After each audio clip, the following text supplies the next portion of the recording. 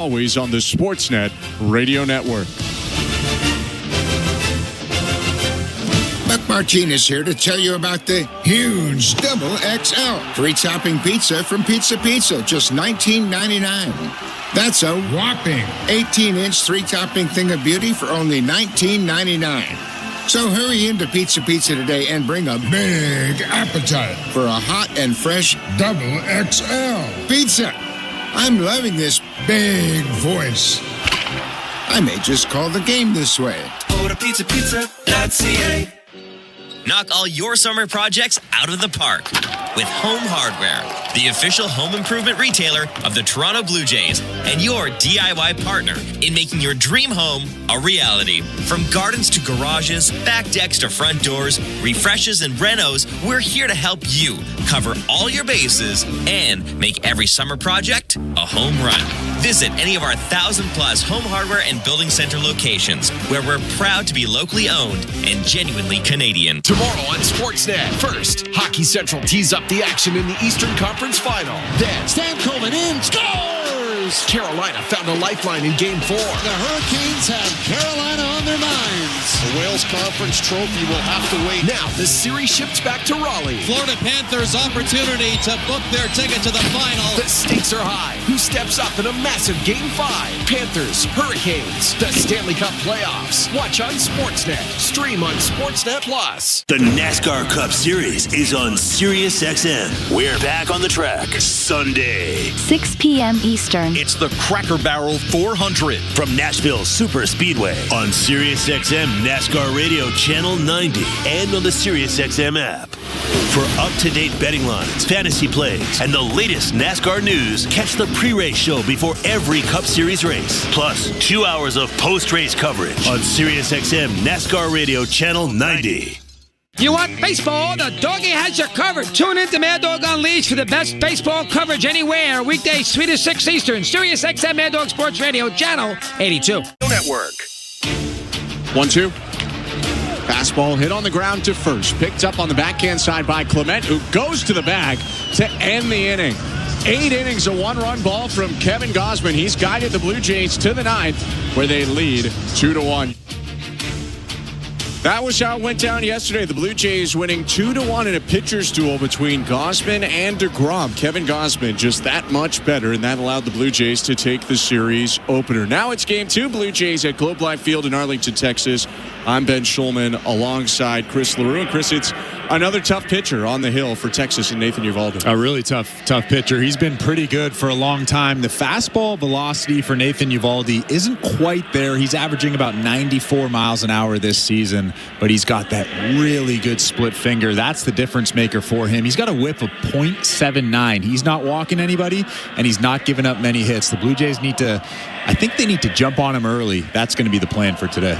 We'll see if the Blue Jays can execute it. Let's take a quick look at the Bet365 standings before we get into it. With Bet365, you can watch thousands of live games, build your own bet, and you can even make a bet while the game's still being played. 19 plus, play responsibly, Ontario only. The New York Yankees are 33-20 atop the division. The Rays 27-26 on a bit of a winning streak, are 6 games back. Blue Jays in third, 26-27, 7 back. Red Sox are 27-29, 7.5 back. And then the Orioles 19-34. 14 back of the division lead. Blue Jays will hit first. So, Chris, who's in the lineup for John Schneider's team? Well, leading off is Bo Bichette. He's DHing tonight. Batting second is Vladimir Guerrero Jr. He's at first base. In center field, batting third is Dalton Varsho. In the cleanup spot behind the dish is Alejandro Kirk. In left field, batting fifth is George Springer. Batting sixth is Anthony Santander. He's in right field tonight at third base. Hitting seventh is Addison Barger. Ernie Clement is at shortstop. He'll hit eighth. And batting ninth is Michael Stefanik. He's at second base tonight for the Jays. On the mound is righty Bowden Francis. For the Texas Rangers, leading off is Josh Smith. He's at shortstop. In center field, batting second is Wyatt Langford. Batting third is Josh Young. He's at third base. At first base in the cleanup spot is Jake Berger. Batting fifth is Alejandro Osuna. He's in left field. Adolis Garcia is in right field. He's hitting 6th. Hitting 7th is Jonah Heim. He'll DH tonight for the Rangers. At second base, batting 8th is Marcus Semien. And batting 9th, behind the dish, is Kyle Higashioka. On the mound is righty Nathan Eovaldi.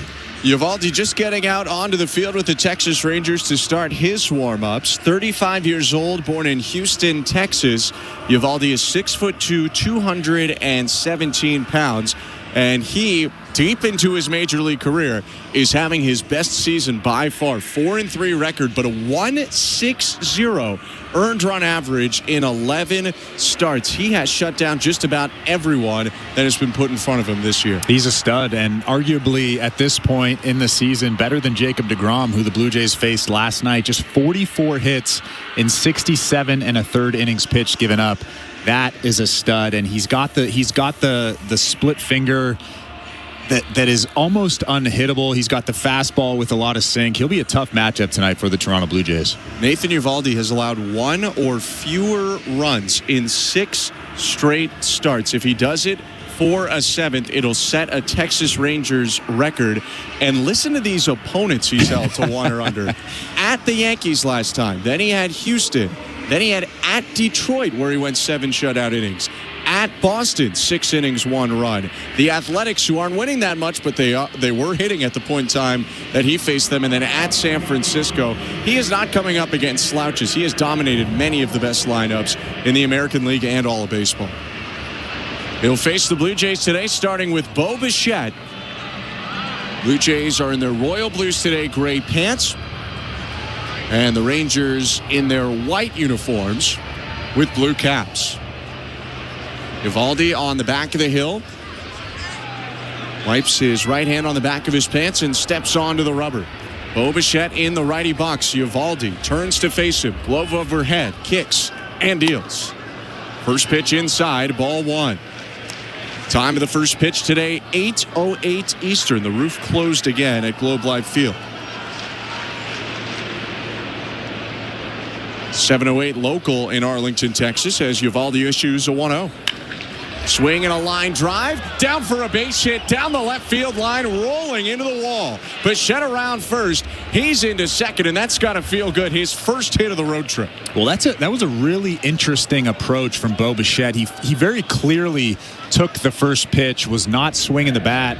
We've seen him swing at that first pitch very, very often, obviously changing up the approach just a little bit against Eovaldi, but he was all over that second pitch, that four-seam fastball right down the middle.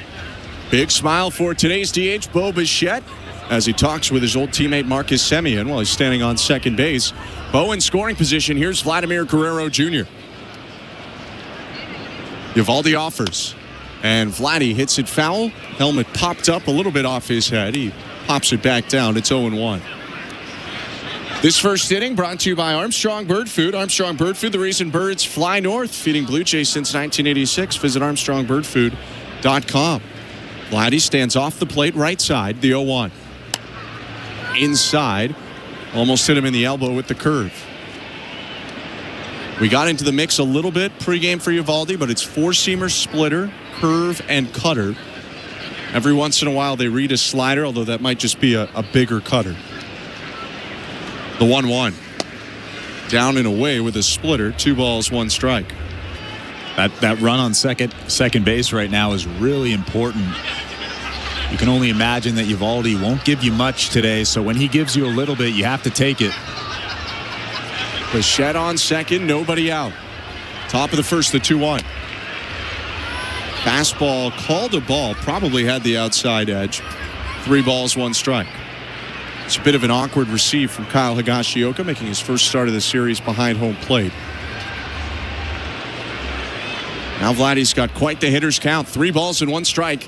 The pitch is hit high in the air, out to right center field. Sprinting back, Wyatt Langford at the warning track. Makes the catch right in front of the 410 side. Bichette tags. He goes to third, so it ends up being a productive out if nothing else. Advances the runner. There's 1 down. Productive out, but I thought he got that. Vladimir Guerrero Jr. looked like he got that. Stood in the batter's box, watching it for a couple of seconds. But like you said, at least it's a productive out. He moves Bo Bichette over to third base with 1 out in the inning. You're in Tampa. That ball gets out, but it's deep at Globe Life Field. It's 410 at points in straightaway center field. If you actually go straight walk a line to dead center, it's 407, but there's some deep angles. Pitch to Dalton Varsho, misses down and in, ball one. To the right field pull, 326. It's just about where Dalton Varsho hooked his homer in the first yesterday. 329 to the left field pull and just over 370 in both of the gaps. Runner on third, one down, the 1-0. Inside, 2-0.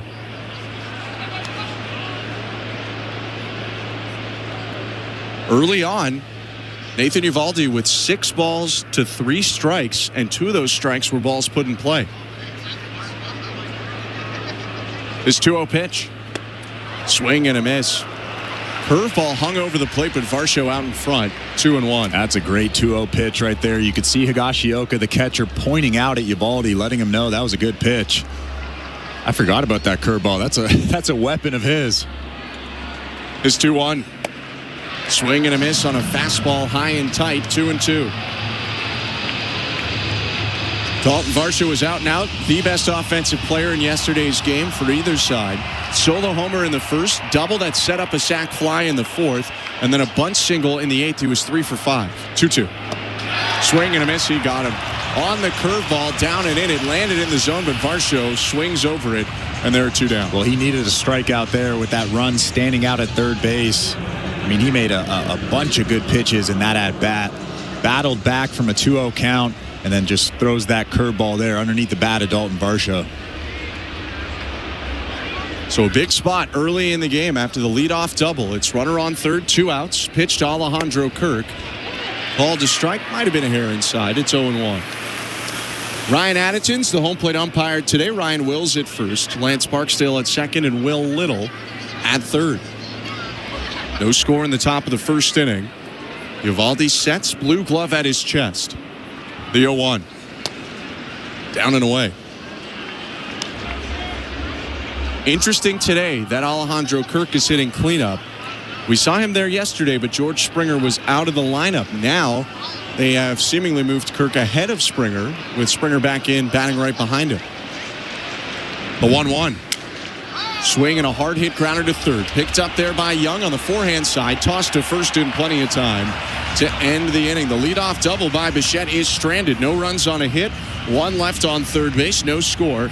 Middle of the first. Bowden Francis coming out next. You're listening to Blue Jays Baseball, brought to you by your local family-owned Crown Rust Control Center. Streaming at sportsnet.ca and the Sportsnet Radio Network. If you're looking for a fun day, did you know the day before Monday? Junior J Sunday. You can paint your face, come and meet Ace and run base to base. On Junior J Sunday. So many things to do. You could bring your crew and even mom and dad too. Junior J Sunday. Lights up, let's go to Junior J Sundays. It's family fun throughout the ballpark with games and activities that your squad will never forget. Feeling the song, grab your dad or mom, visit BlueJays.com. Junior J Sunday. Timber Mart. Locally owned, proudly Canadian. Your home team advantage with the right materials and the right price. Project know-how that's brought together a wealth of plans and solid advice. Trust your team at your locally owned Timber Mart. Timber Mart always has plans to help you with your plans. Your home, your cottage, your garage, whatever needs your attention first, check the most visited spot on our website for ready-to-order plans to get the job done with Canada's Building Centre. Visit timbermart.ca. Breaking news coming in from Bet35. Must be 19 or older. Ontario only. Please play responsibly. If you or someone you know has concerns about gambling, visit connectsontario.ca. This is Toronto Blue Jays baseball. The 0-2 pitch. Fastball. Strike 3 looking. On Sportsnet 590 The Fan and the Sportsnet Radio Network. Welcome to the Timber Mart broadcast booth. I'm Ben Schulman alongside former Major League pitcher Chris LaRue.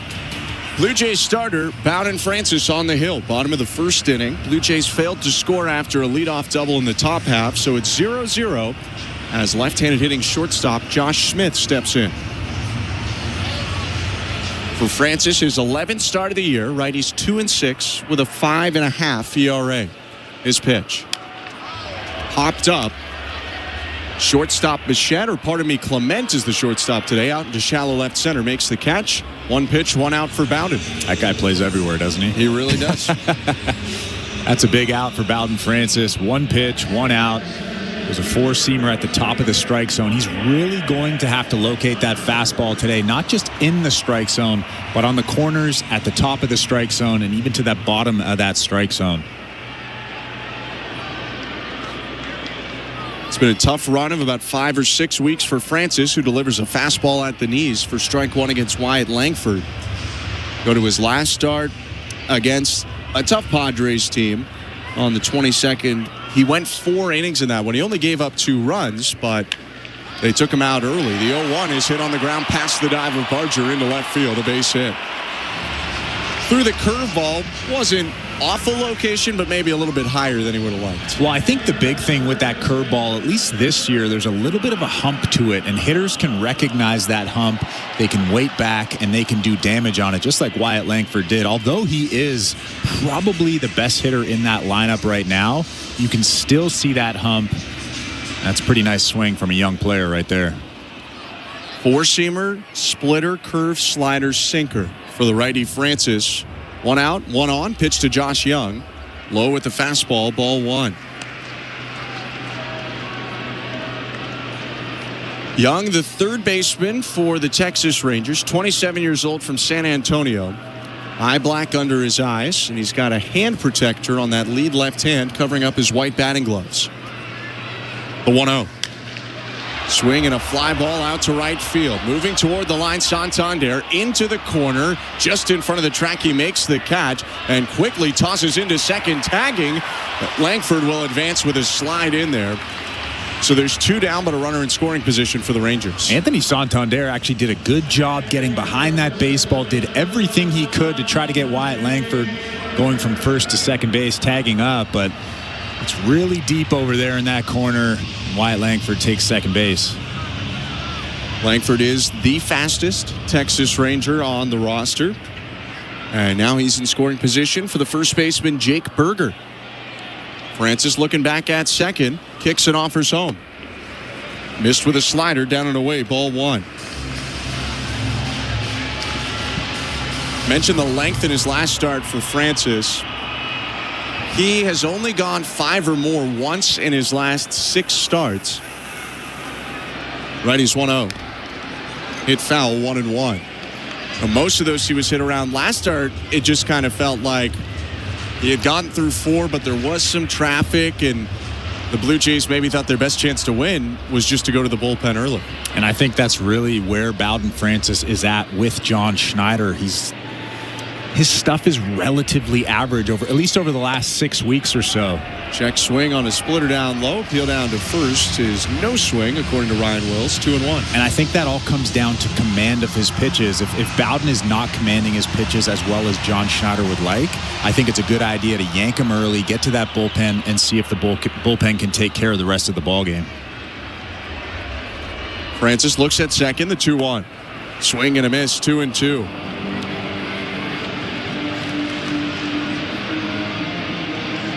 Well, the good thing is so far he's been efficient. He's got a 2-2 count against Berger, the 4th batter he's faced this inning, and yet he's only thrown 9 pitches. Runner on second is Wyatt Langford after the single and advance on a fly ball to right. No score, bottom of the first, 2 outs. Francis rocks and deals. Swing and a miss, he got him. Splitter down and away, fools Berger, and that will do it for the first inning. No runs on a hit for the Rangers, 1 left, no score in this game after an inning. You're listening to Blue Jays Baseball, brought to you by your local family-owned Crown Rust Control Center, streaming on the Sportsnet app and the Sportsnet Radio Network. I'ma need some whiskey glasses. Why you gotta be so hard?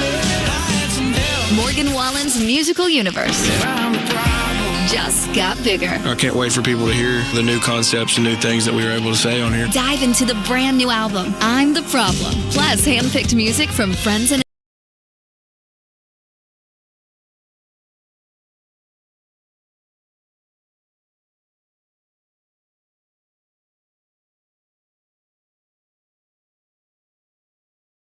Win your fantasy leagues right now on Channel 87. Say goodbye, home run Aaron Judge. Judge. From in-season fantasy baseball management to helping you prepare for your fantasy football drafts, Fantasy Sports Radio is here to help you dominate. Don't ever take a player that you don't intend to keep all year. Don't do it. It's terrible management. Fantasy Sports Radio, your home for fantasy sports. Channel 87 and on the Sirius XM app.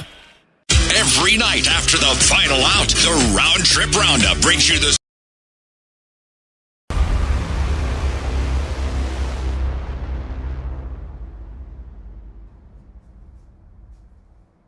What's up, sports fans? It's here. The plaque is finally here. Thank you for hanging out with us tonight in our triple header. We are live for two pivotal, crucial Game 4 matchups in our Playoff Pulse campaign for SickKids Hospital, as well as our Toronto Blue Jays playing the Texas Rangers. So make sure you jump into all of our streams, hit that thumbs up button, like all of them, help us get more sports fans here in the chat so that we can go get a gold one of these play button plaque awesomeness things here. Thank you for helping me create this amazing community here on Toronto Sports Insider. Welcome. If you're new here, hit that subscribe button. Turn on that bell so you don't out in right field, cutting that ball off in the gap, and he's got a really good arm, so George Springer had to hustle around first base. He gets in there safely with a leadoff double in this inning. Second inning in a row that the Blue Jays have a leadoff double. Now Anthony Santander. No score, top of the second, nobody out. I'm Ben Schulman alongside Chris LaRue. Game 2 for the Blue Jays in Texas. Game 1 was incredibly low scoring, a 2-1 Toronto win. Right on left, the pitch from Eovaldi. In the dirt, almost hit Santander in the ankle. Higashioka reached the glove behind the batter to block that one. It's 1-0. Higashioka got a little bit lucky there. It was a curveball way inside. The only thing he could do is reach for it with that arm. Luckily, the glove blocked it. Eovaldi got a little lucky, too. That could have been a runner on third easily, or first and second. The pitch. Up high, check swing, no appeal. It's 2-0. So the Blue Jays giving George Springer back-to-back days off, the finale in Tampa and then the opener yesterday, plus moving him down to the 5-hole. All of a sudden, he's got a leadoff double. He's on second, nobody out. The 2-0 to Santander. Called strike, planted the splitter on the inside corner. It's 2-1. That's a good pitch. I always say the best pitch in baseball is a 2-0 changeup, but if you've got a good splitter, that's also one of the best. That splitter has been such a big deal for Nathan Eovaldi. His main secondary pitch. 2-1. Bounced the splitter that time. Spins off the mound in frustration as he yanked it near the ankles. It's 3-1. For Eovaldi, though, his splitter was not always a major part of his mix. Started introducing it a little bit in the mid-2010s. That's around the time that Eovaldi is a New York Yankee, just moving over from Miami. It's 3-1. High and outside, ball 4. Santander takes a walk. The first 2 have reached for the Blue Jays in the second. That's a great take. Sometimes when he's in a hitter's count, just like that one was, a 3-1 count, he gets a little jumpy, gets a little antsy. That curveball there was just off the plate outside. A good take from him. So first and second, nobody out. Top of the second inning, and Addison Barger's up.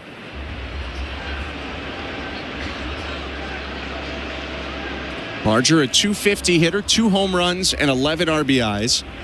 His .722 on base plus slugging, a little bit above major league average in limited action for the lefty slugger. Open stance. Barger bouncing on that lead right foot, and the first pitch is down and in, yanked by Eovaldi, ball 1. He's really yanking a lot of pitches. Not sure why.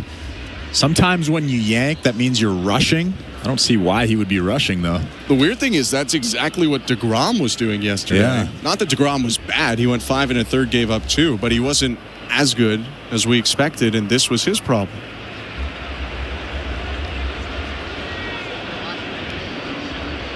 Righty's 1-0. Yanks it again, but gets the swing and a miss from Barger on a pitch near the back ankle, 1-1. Yeah, that pitch was really nowhere near the strike zone. Another yanked splitter. You can tell that Eovaldi really hasn't found that release point out there, trying to do too much, it seems like. He really does need the splitter. He uses it against lefties more than any of his other pitches. Throws a good one there, a swing and a miss from Barger. It's 1-2. And just like that, he found the release point. You can see Higashioka again pointing out at him, telling him that was the one. Barger asks for time. Took a splitter down and in, swung at a splitter down and in off the plate, and then swung at one over the heart of the plate. Santander on first, Springer on second, no outs. The 1-2.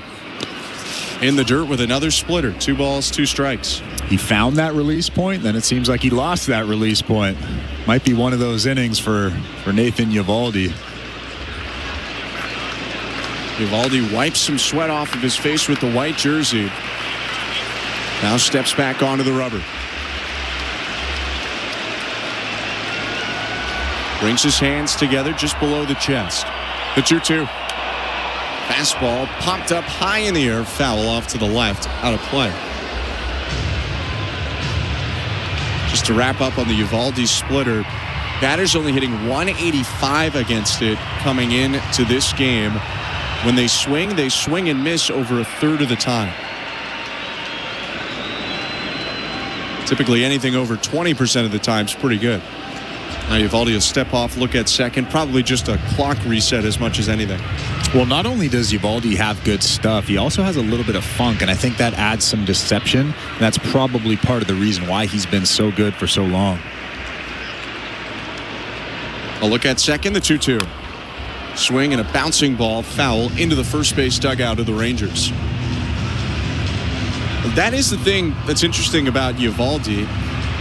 He had this 96, 97, 98 fastball for a while. Last 3 years, the velocity has slowly come down, and yet he's arguably gotten better. Some of his biggest performances have been over the last couple seasons. His 2-2 is poked out to left center field.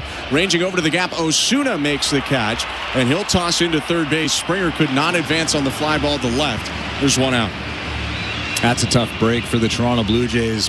Worst case scenario there, you want to at least move those runners over to second and third, get them into scoring position with less than 2 outs. George Springer can't go anywhere with that fly ball to left field. So it's still Springer on second, Santander on first in a second inning that's presented by Bet365. Download the Bet365 app for today's baseball odds and find out why it's never ordinary at Bet365. 19 plus, play responsibly. Ontario only. Kyle Higashioka walks out from behind home plate, giving some signals to the defense before Ernie Clement steps up. Clement, the shortstop today, right-handed hitter. Little half swing, shrugs the shoulders, and now brings the bat above his head, waving it around. The pitch. Swing and a miss. Out in front of the curve. Strike one. .245 average for Clement this year. 7 doubles and a homer. He's driven in 11 runs.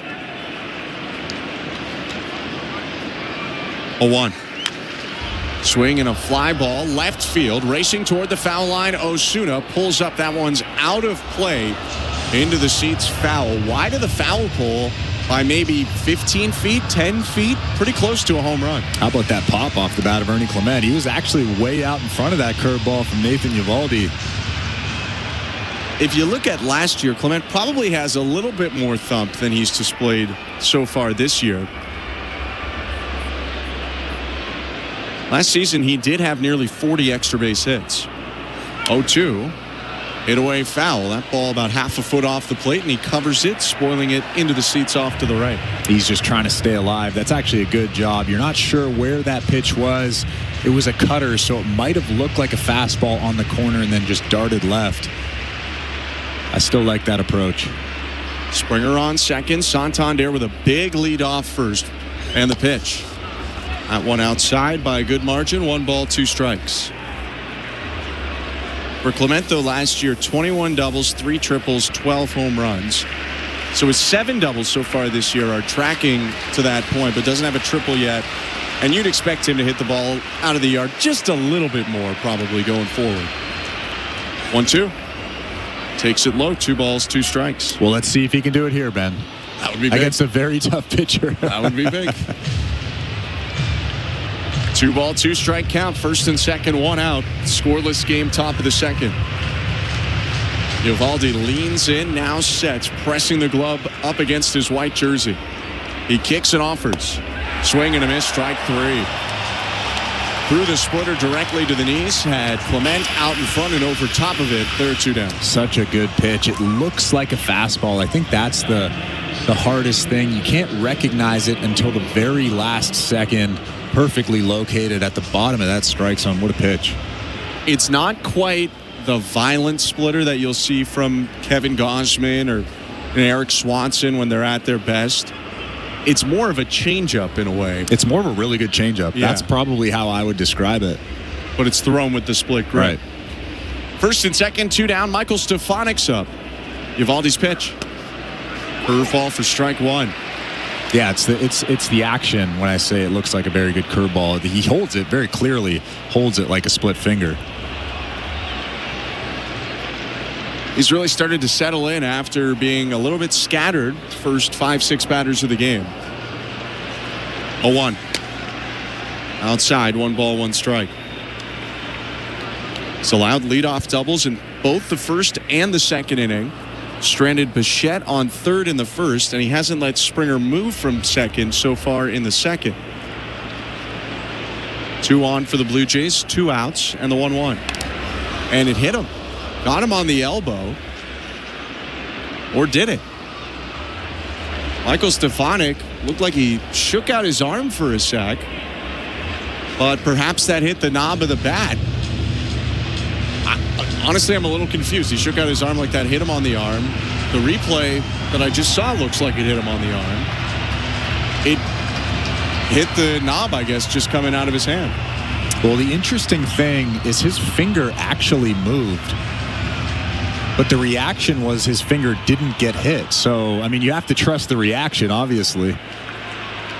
So that's a lucky strike there for Eovaldi. Now ahead 1-2. His pitch is bounced to the plate. Good backhanded pick again by Higashioka, who's been active in this second. It's 2-2. He's made a lot of good picks back there. Maybe 4 or 5 good picks keeping George Springer at second base. Eovaldi has flipped from pinpoint to yanking and spiking everything in a matter of pitches so far. When he's needed it, though, he's looked really good. 2-2 count, 2 outs. Springer on second, Santander on first. 0-0 ball game in the top of the second inning. Eovaldi steps onto the middle of the rubber with his blue Nike cleats. Now he sets at the stomach, the 2-2. Swing and a pop-up. Foul territory, third base side. Young sprinting to the side warning track, makes the catch just in front of the Blue Jay dugout to end the inning. The first 2 reach for the Blue Jays on a double and a walk, but they do not score. Leave 2 on, and it's still scoreless, middle of the second. You're listening to Blue Jays Baseball, brought to you by your local family-owned Crown Rust Control Center, streaming at sportsnet.ca and the Sportsnet Radio Network. Join us for Cricket Day at the Park, presented by TD, Saturday, May 31st. Arrive early to receive your Blue Jays Cricket Warm-Up Jacket giveaway, presented by TD. Created in collaboration with Cricket Canada. Don't miss out on being a part of the Cricket Day spectacle at Rogers Center. Find your seats at bluejays.com. Knock all your summer projects out of the park with Home Hardware, the official home improvement retailer of the Toronto Blue Jays and your DIY partner in making your dream home a reality. From gardens to garages, back decks to front doors, refreshes and renos, we're here to help you cover all your bases and make every summer project a home run. Visit any of our 1,000+ Home Hardware.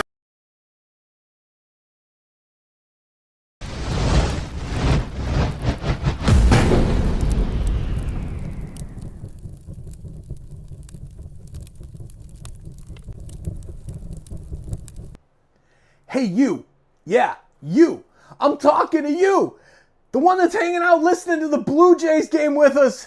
We appreciate you being here. Now that we got your attention, welcome to our awesome community. Please hit that subscribe button and turn on the bell so you don't miss it for game 1 through 162 and, of course, every single game of the MLB playoffs, whether the Blue Jays are in or not. We appreciate you being here. We've just passed over 100,000 subscribers because of you. Yeah, those of you who haven't hit that subscribe button yet, that just do now, it's because of you that we're here. And everybody that's hit that subscribe button along the way. And we're on our way to 1 million and even further. Thank you for hanging out with us during the Jays game. Welcome to our awesome community. Thanks for turning on that bell, and we'll see you back in the chat.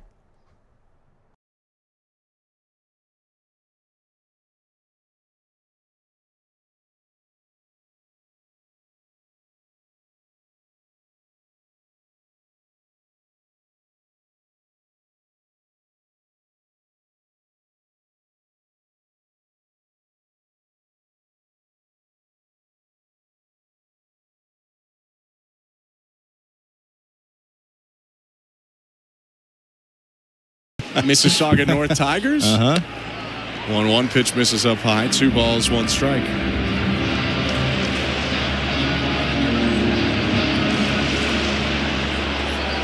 Bowden Francis against Alejandro Osuna. Left-handed hitter from Mexico leads off the inning. The pitch. Hit foul. It's 2-2. Saw Osuna make his second major league appearance yesterday, and he looked good on a day that Texas did not have much for Kevin Gausman. He came up with 2 hits off Gausman, went 2 for 3 on the day.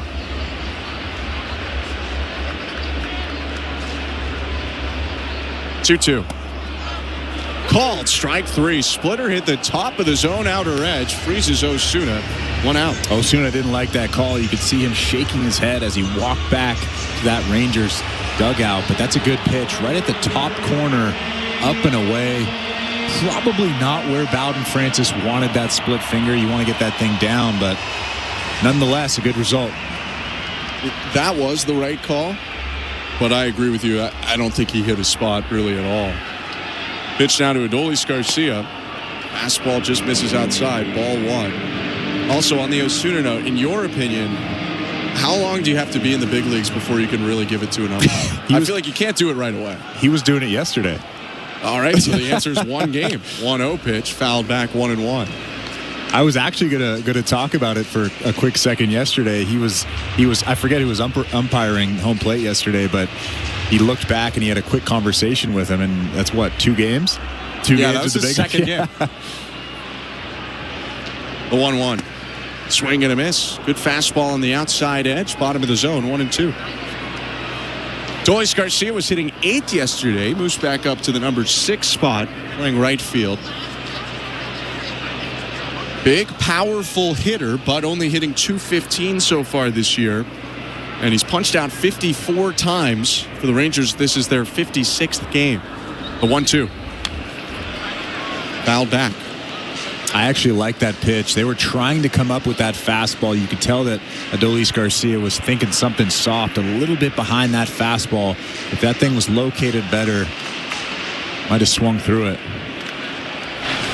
Interesting development right now, by the way. We'll get to it in a second. First with 1 out, the wind and the pitch. Fouled away, still 1-2.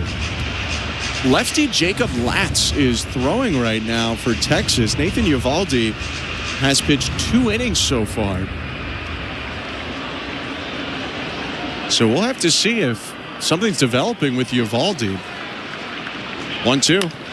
Swing and a ground ball right side. Running stop Stefanik. Sets his feet and throws to first. Nice play by Michael Stefanik.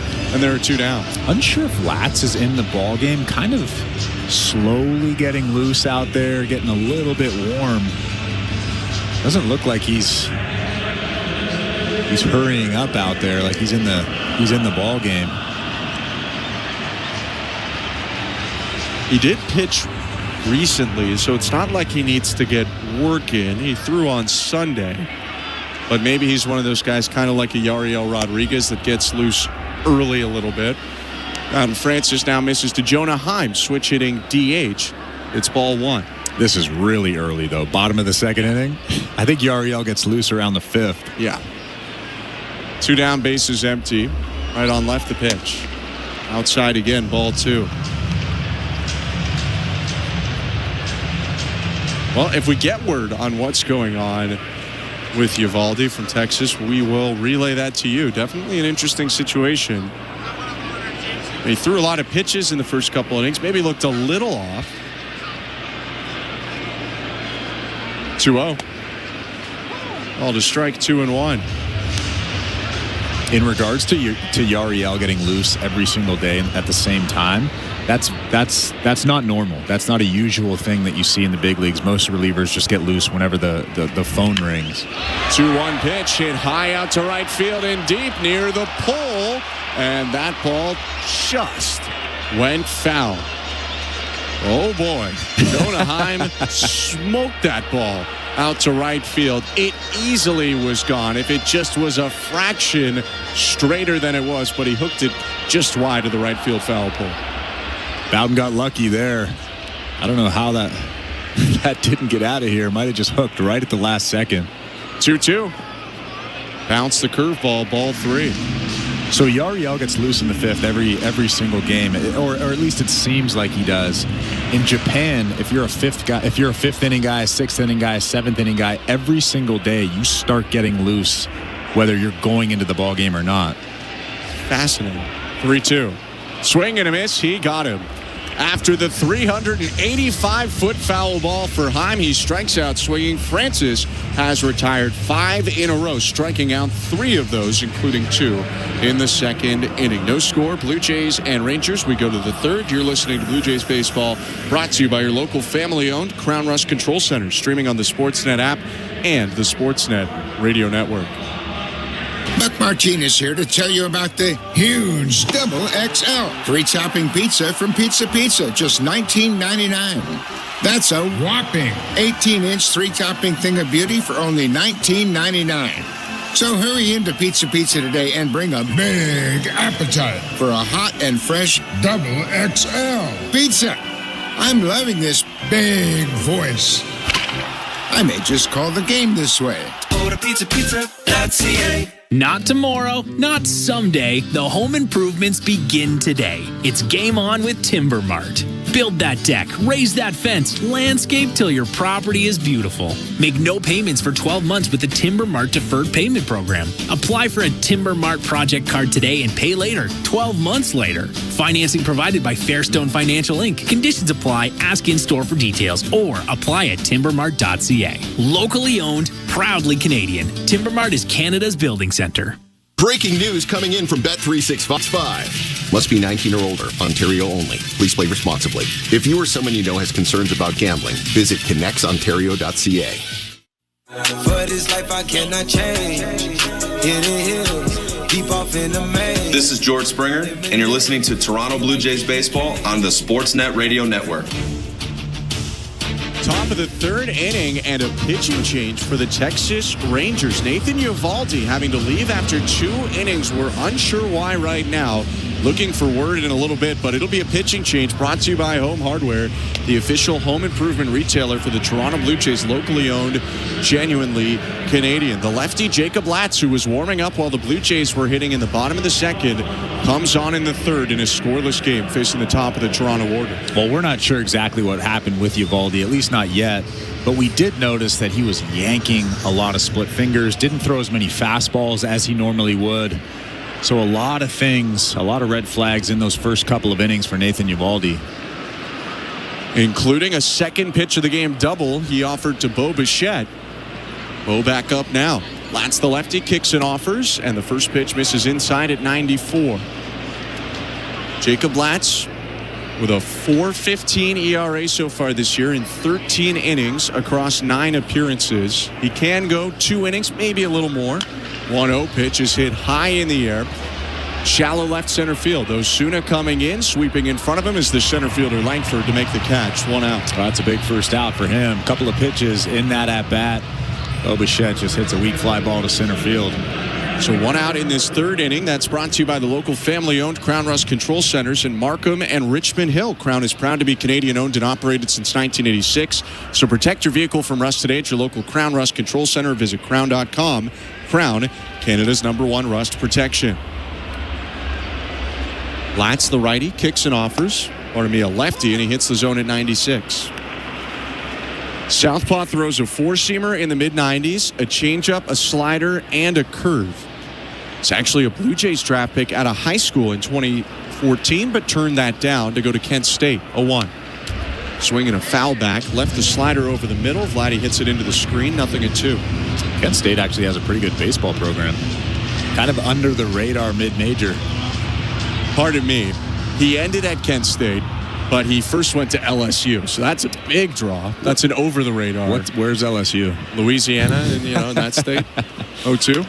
Swing and a ground ball up the middle. Backhanded Semien falling away. Throws from shortstop and gets it there in time. That's a former Gold Glove finalist shortstop in Marcus Semien, making a nice play as the second baseman there at 2 down. Well, that was a really tough play, throwing across his body. I mean, we've seen him make tough plays pretty often, but that one was a great play, an even harder throw. Almost ran into Josh Smith, the shortstop, as Semien tracked it up the middle. Vladdy was running all the way, but got beat by a step, maybe a step and a half. 2 down, bases empty, and Dalton Varsho up. Left on left pitch is roped to the right side, foul just wide of the first base bat. Speaking of LSU, did you happen to see that 13 SEC teams made the baseball tournament this year? I did not see that. That is absurd. That's absurd. I have some thoughts about that. A lot of SEC teams that made the NCAA tournament this year, and I'm not thinking that's a coincidence. A 1 pitch misses down and away, 1-1. It's a free market, and they have capitalized on the free market nature now of college sports.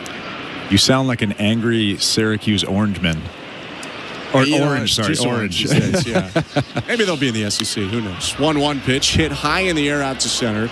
Backing up, Wyatt Langford, former Florida Gator, makes the catch right in front of him to end the inning. 1-2-3 inning for Jacob Latz. Still waiting for updates on Nate Eovaldi. It's a scoreless game. Blue Jays and Rangers, middle of the third. You're listening to Blue Jays Baseball, brought to you by your local family-owned Crown Rust Control Center, streaming at sportsnet.ca and the Sportsnet Radio Network. Sports are all about moments. One of the most incredible, miraculous finishes we have ever seen. And you can hear them all. He scores! Alex Ovechkin! There's a new goal-scoring champion! As they happen. Oh my goodness! Shohei Ohtani, a sayonara swing! Live in the moment. Rory McIlroy on his knees. He's won the Masters. With live sports on Sirius XM and the Sirius XM app. Baseball is back.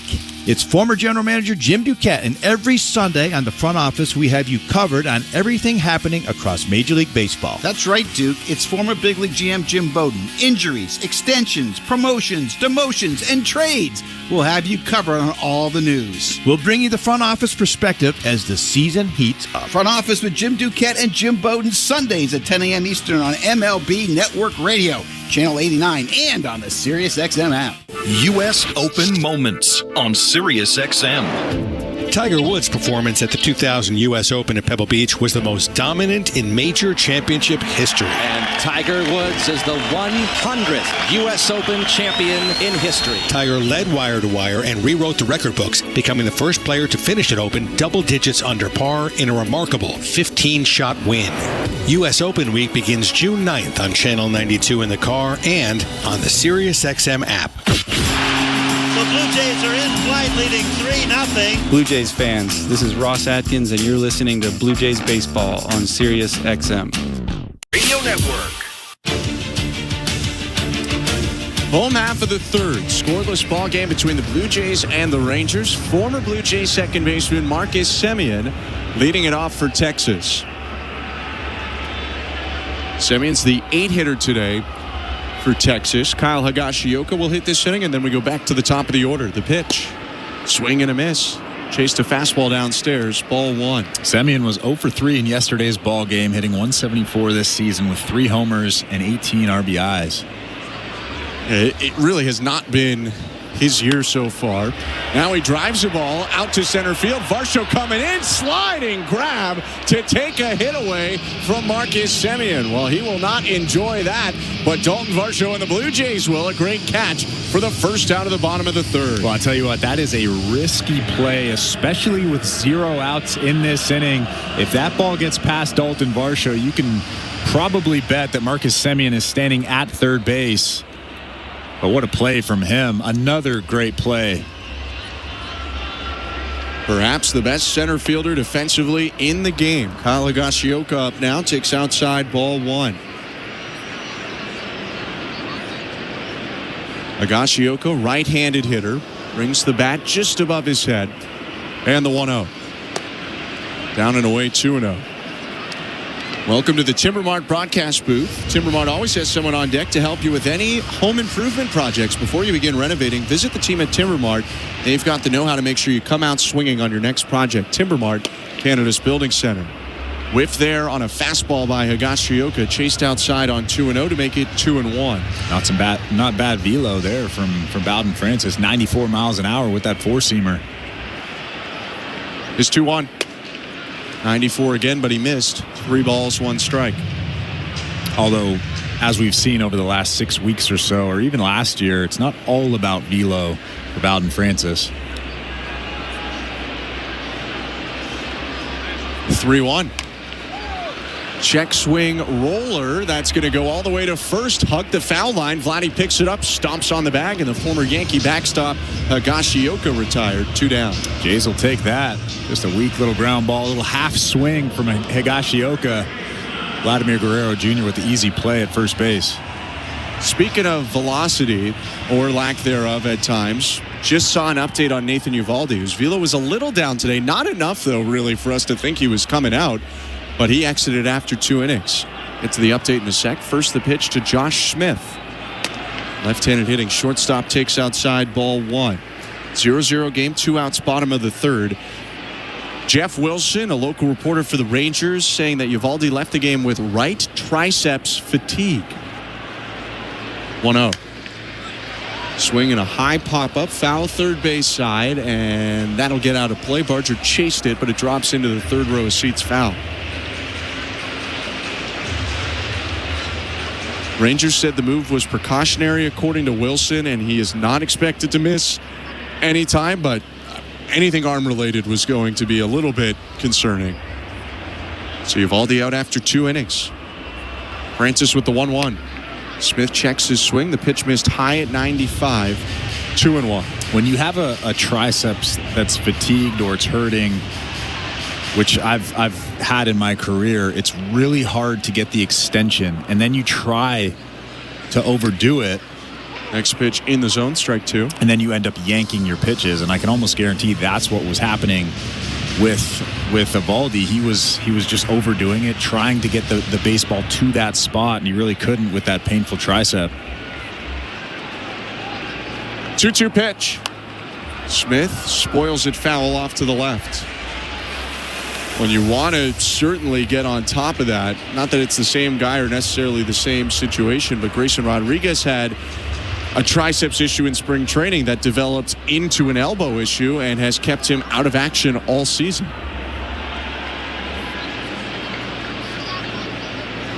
Out in Francis, rocks and offers. And this one is popped up foul third base side. Barger moving over onto the side. Warning track makes the catch above his head to end the inning. Bowden Francis has retired 8 in a row, but it's still a scoreless game, 0-0 as we go to the 4th. You're listening to Blue Jays Baseball, brought to you by your local family-owned Crown Rust Control Center. Streaming at sportsnet.ca and the Sportsnet Radio Network. As a sports fan, I just want the games. Right now, it's practically a full-time job to figure out which bundle I need. But with the SiriusXM app, it's done the bundling for me. It is gone, a grand slam! I don't have to go anywhere else to get every MLB, NFL, NBA, and NHL game. When there's a college game on, I just search for the school on the SiriusXM app. Holy smokes, what a play! With the all-access plan in the SiriusXM app, I've got the sports world in the palm of my hand. To the end zone, touchdown! No bundle required. Fantasy Sports Radio is helping you win your fantasy leagues right now on Channel 87. Say goodbye, home run Aaron Judge. From in-season fantasy baseball management to helping you prepare for your fantasy football drafts, Fantasy Sports Radio is here to help you dominate. Don't ever take a player that you don't intend to keep all year. Don't do it. It's terrible management. Fantasy Sports Radio, your home for fantasy sports. Channel 87 and on the SiriusXM app. The football talk doesn't stop on SiriusXM NFL Radio. They're mentally tough, they're physically tough, and they're talented. From OTAs to mini camps and leading up to training camps, stay updated on the latest news around the National Football League. Got to practice a certain way if you want to be winners. Our experts are getting you ready for the 2025 season. For the veteran players, they want to see the guy earn the job. There's a story for every team on NFL Radio Channel 88 and the SiriusXM app. The UFC is on SiriusXM. Hear all the action live from the Octagon every weekend on SiriusXM Fight Nation Channel 156. Sportsnet Radio Network. The fourth inning is presented by Bet365. At Bet365, you can bet on popular markets like hits, home runs, and total bases. Download the app and find out why it's never ordinary at Bet365. 19 plus, play responsibly. Ontario only. First pitch of the inning, swing and a miss by Alejandro Kirk, and Jacob Latz, the reliever, is ahead of him 0-1. Second inning of work for Latz after Uvalde left early with right triceps fatigue. Blue Jays had traffic in the first and second against Uvalde, but Latz set them down in order in the third. So now it's Kirk, Springer, Santander in the fourth. Here's the 0-1. Swing and a ground ball hit right at the shortstop Smith. Up with it, a crow hop and toss over to first. 1 out. So mentioned Jacob Latz, drafted by the Blue Jays out of high school in the 11th round. So not like they thought they had zero chance of getting him. Not a 30th round pick. Turned down an $1 million signing bonus to go to LSU. Transferred to Kent State in 2017. But was drafted by the Rangers that summer, never ended up pitching for the Golden Flashes. That's when you used to have to sit out a year when you transfer. Pitch to George Springer. Outside, ball 1. Don't get me started on that. I know. We already went into NIL. We don't, We're watching professional sports where you can move freely after 6 years of service time. 1-0. Called strike, 1-1. Don't get me started on that either. I know.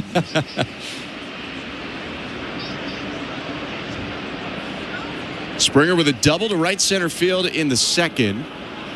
Playing left field today, batting fifth. The 1-1. High, 2-1. Latz has a pretty good arm. That last fastball was 95 miles an hour. He's been up to 96 already in this outing. Started this year at AAA.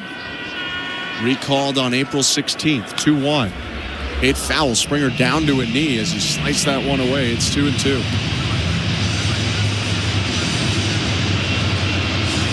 Typically when Latz gets into situations like this, 2-strike count, especially against righties, back foot slider. That's the pitch he likes to strike people out on. It's got a change as well and a curve. 2-2. Slider misses down and in. 3 balls, 2 strikes. It's almost like you put together that scouting report. I'm always open to a bump in salary and position. No, he does that a lot. Batters coming into today, 1 for 12, no extra base hits off his slider. 3-2 pitch. High with a changeup there, ball 4. So Springer on for the second time today. He's got a 1-out walk. That was an easy take for George Springer. That changeup there was nowhere near the strike zone, way above it. It almost looked like when a guy reaches back for extra on the fastball. You don't see that as much on the changeup. But Springer now in conversation with Mark Budzinski, maybe thinking about taking off. He's got 7 stolen bases in 7 tries this year. Anthony Santander to the plate. He walked in the second. The pitch. Fastball down the middle, strike 1. If I'm George Springer, I'm probably at least thinking about taking off, trying to get to second base with less than 2 outs. Kyle Higashioka doesn't have a great arm. One out, Springer on first. The lefty Latz looking at George Springer. Long stare, kicks and offers, and the pitch high and outside. But that's really the only issue is you're facing a lefty, so it's harder to get a better jump off that pitcher. Because it's a lefty, Santander has spun around, the switch hitter batting right. Step off throw over to first, and Berger had to jump up a little to bring it in, so no tag applied to Springer. Didn't go with the faking a pitch, kick the knee up, and then step over. Rather just stepped off with his left foot and tossed.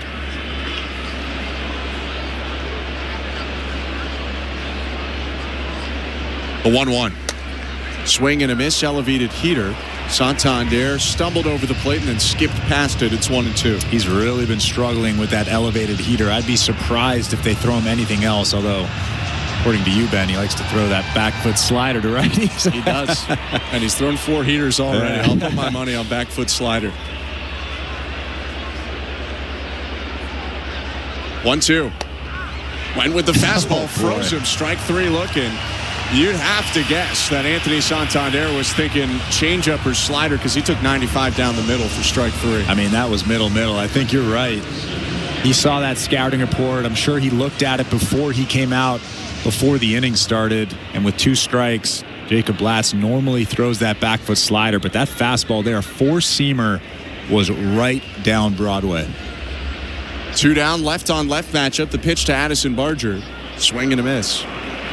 By the way, if you wanted reason 1,000, I'm not involved in a major league organization or the scouting department.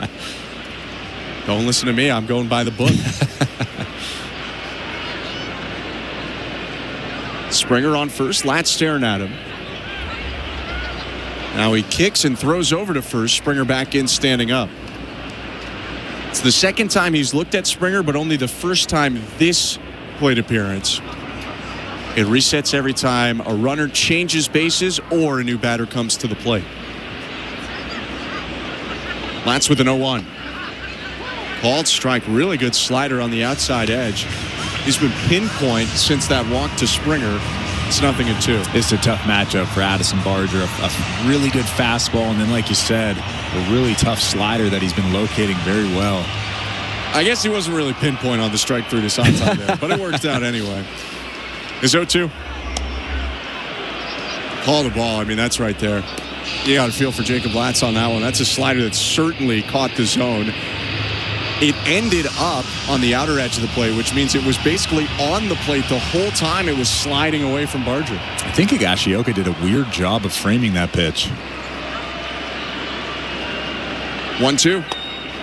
Check swing called. Strike 3 on a fastball. Barger set down to end the inning. No runs, no hits, 1 left for the Blue Jays on the Springer walk. Scoreless game, middle of the 4th. You're listening to Blue Jays Baseball, brought to you by your local family-owned Crown Rust Control Center, streaming on the Sportsnet app and the Sportsnet Radio Network. Which loony dogger are you? Do you approach Tuesdays with swagger and style? You could be a Rizzy Glizzy. Maybe you're an architect stacking your loony dogs up high. Do you walk into the ballpark with the confidence of an MVD? Then you're the most valuable dogger. This season at Rogers Center, every Tuesday home game is Looney Dogs Night, presented by Schneider's. No matter which loony dogger you are, you'll have the opportunity to purchase $1 hot dogs from various concession stands around the ballpark. Looney Dogs Night, presented by Schneider's. Every Tuesday home game. For tickets, visit BlueJays.com. Siding isn't just siding. It's your home's first impression and first line of defense. That's why pros reach for James Hardy, the name that built its reputation one rugged, good-looking board at a time. Engineered to stand up to Canada's wildest weather, designed to stand out on any street, and always priced right at Timber Mart. So when the job calls for smart, strong, and sharp, you'll know what to do. Timber Mart, Canada's building center. Breaking news coming in from Bet365. Must be 19 or older. Ontario only. Please play responsibly. If you or someone you know has concerns about gambling, visit connectsontario.ca. This is Toronto Blue Jays baseball. Bichette powers the ball to left field. Going back, Peralta. It's out of here. On Sportsnet 590 The Fan and the Sportsnet Radio Network. Welcome to the Timber Mart broadcast booth. Ben Schulman and Chris LaRue. Show Ali, our host and producer. Tom Young. our technical director. Wyatt Langford leading off for the Texas Rangers, and the pitch from Bowden Francis is popped up. Middle of the infield, Barger and Vladdy both racing in, and it's going to be Vladdy calling him off to make the catch. 1 out. That was a scary play. Both Addison Barger and Vladimir Guerrero Jr. were running at that ball, both screaming, I got it, I got it. At the last second, Vladimir Guerrero Jr. called him off, and he took that ball. So it's interesting. So everyone can call off the catcher. Second baseman and shortstop typically can call off the corner infielders. Shortstop can call off the second baseman. I haven't seen a first and third baseman come together very often. I don't know who gets precedent. I guess the multiple-time All-Star with the big contract probably, as Josh Young takes a strike 0-1. But I don't know if baseball convention has settled that because you never have to worry about it. That is a great question. I'm sure it's just who's loudest is whoever gets the ball. Next one cut on and missed quickly ahead of Josh Young, 0-2. You just don't see the first and third baseman converging on the same ball very often. There might not be a rule for it because it happens so rarely. Next pitch misses low, 1-2. I'm going to put that one in my back pocket, and next time I see Carlos Fabulous, I've never even thought about that before. He might say, I have no idea. It's almost like a left and a right fielder going for the same ball. Who has seniority? 1-2, called, strike 3. Froze Young with a fastball, bottom of the zone, but down the middle. They're 2 down. The Out-of-Town Scoreboard is brought to you by St. Louis Bar and Grill, 100% Canadian owned and operated since 1992. It's the return of the Big Cluckin' Deal. All-you-can-eat wings are on now for a limited time. Visit stlouiswings.com for details. You are welcome. 0-0 game, Blue Jays and Rangers, 2 outs, bottom of the 4th. It's a scoreless game in Milwaukee, too. 6th inning between the Red Sox and Brewers as Jake Berger swings and misses, strike 1.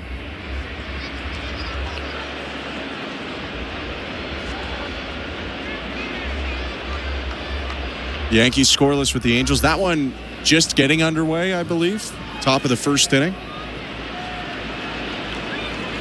A wind in the 0-1. Bounced in front of home plate. 1 ball, 1 strike. I feel like St. Louis Bar and Grill is trying to get me fired. I'm not going to say it. I was going to say it, but well, that's why I make you read the sponsor every day. 1-1. Bounce to breaking ball past home plate. Ball 2. Other out-of-town scores. Got some finals already. Detroit defeats San Francisco 3-1. Detroit's 36-20. That's a good ball club. Another good one, the LA Dodgers. They win 9-5 today over Cleveland, helping out Detroit. As Francis lands the 2-1 on the outside corner, it's 2-2. 9-5 the final score. Dodgers over the Guardians. They got to Tanner Bybee pretty well. He's a tough pitcher. 2-2 is hit in the air out to right field. Santander circling around it toward the foul line, makes a one-handed catch to end the inning. All of our out-of-town scores brought to you by St. Louis Bar and Grill. Scoreless game in Arlington as we go to the 5th. You're listening to Blue Jays Baseball, brought to you by your local family-owned Crown Rust Control Center, streaming on the Sportsnet app and the Sportsnet Radio Network. Hi, it's your favorite New York housewife, Dorinda Bentley. And the talk of shames, Kiki Monique. And we're teaming up to talk all things reality TV and more. What are we watching? Can this just end already? She will not do well in jail. As Giselle said, you can't have your wigs in jail. Double the drama and twice as many opinions. Sure, that little clip that Shep said about me. I just love that you're top of mind for Shep, Reality Chat. On Radio Andy. Tell your family and friends SiriusXM radios are on free now through June 1st. Visit SiriusXM.com/listen free to explore what's available. Fantasy Sports Radio is helping you win your fantasy leagues right now on Channel 87. Say goodbye, home run Aaron Judge. From in-season fantasy baseball management to helping you prepare for your fantasy football drafts, Fantasy Sports Radio is here to help you dominate. Don't ever take a player that you don't intend to keep all year. Don't do it. It's terrible management. Fantasy Sports Radio, your home for fantasy sports. Channel 87 and on the SiriusXM app. I'm John Palmarosi, host of the SiriusXM original podcast, The Road to Cooperstown. Hear our conversations with Hall of Famers about the challenges they overcame on the journey to baseball immortality. It is a hard game, and mentally it's hard. I used to go to bed crying. They pretty much knew I was going to have lung surgery after the season. I wasn't for sure. Would I ever play baseball again? The Road to Cooperstown is the official podcast of the National Baseball Hall of Fame and Museum. Episodes are available now on the SiriusXM app or wherever you get your podcasts. From in-season fantasy baseball management to helping you prepare for your fantasy football drafts, Fantasy Sports Radio is helping you dominate. Channel 87 and on the SiriusXM app. Net Radio Network. Ernie Clement digging into the box from the right side. No score, Blue Jays and Rangers. Only 3 total hits in this game. Blue Jays' last knock came in the second. Jacob Latz, the lefty reliever, offers home. And the pitch called a strike at the knees, 0-1. It's 5th inning, brought to you by Desjardins Insurance. Get insurance that's really big on care at Desjardins.com/care today. 0-1. Hit off the end of the bat, a spinning grounder foul, first base side, 0-2. I mentioned Jacob Latz could maybe go 2 innings. He's been really pitch efficient. He's back out for a third. He has made appearances of 55 and 49 pitches this season. 0-2. Low, check swing by Clement, appeal down to first. Big safe sign from Ryan Wills, so it's no swing and it's 1-2. So if you go by that, he's got about 32 more pitches.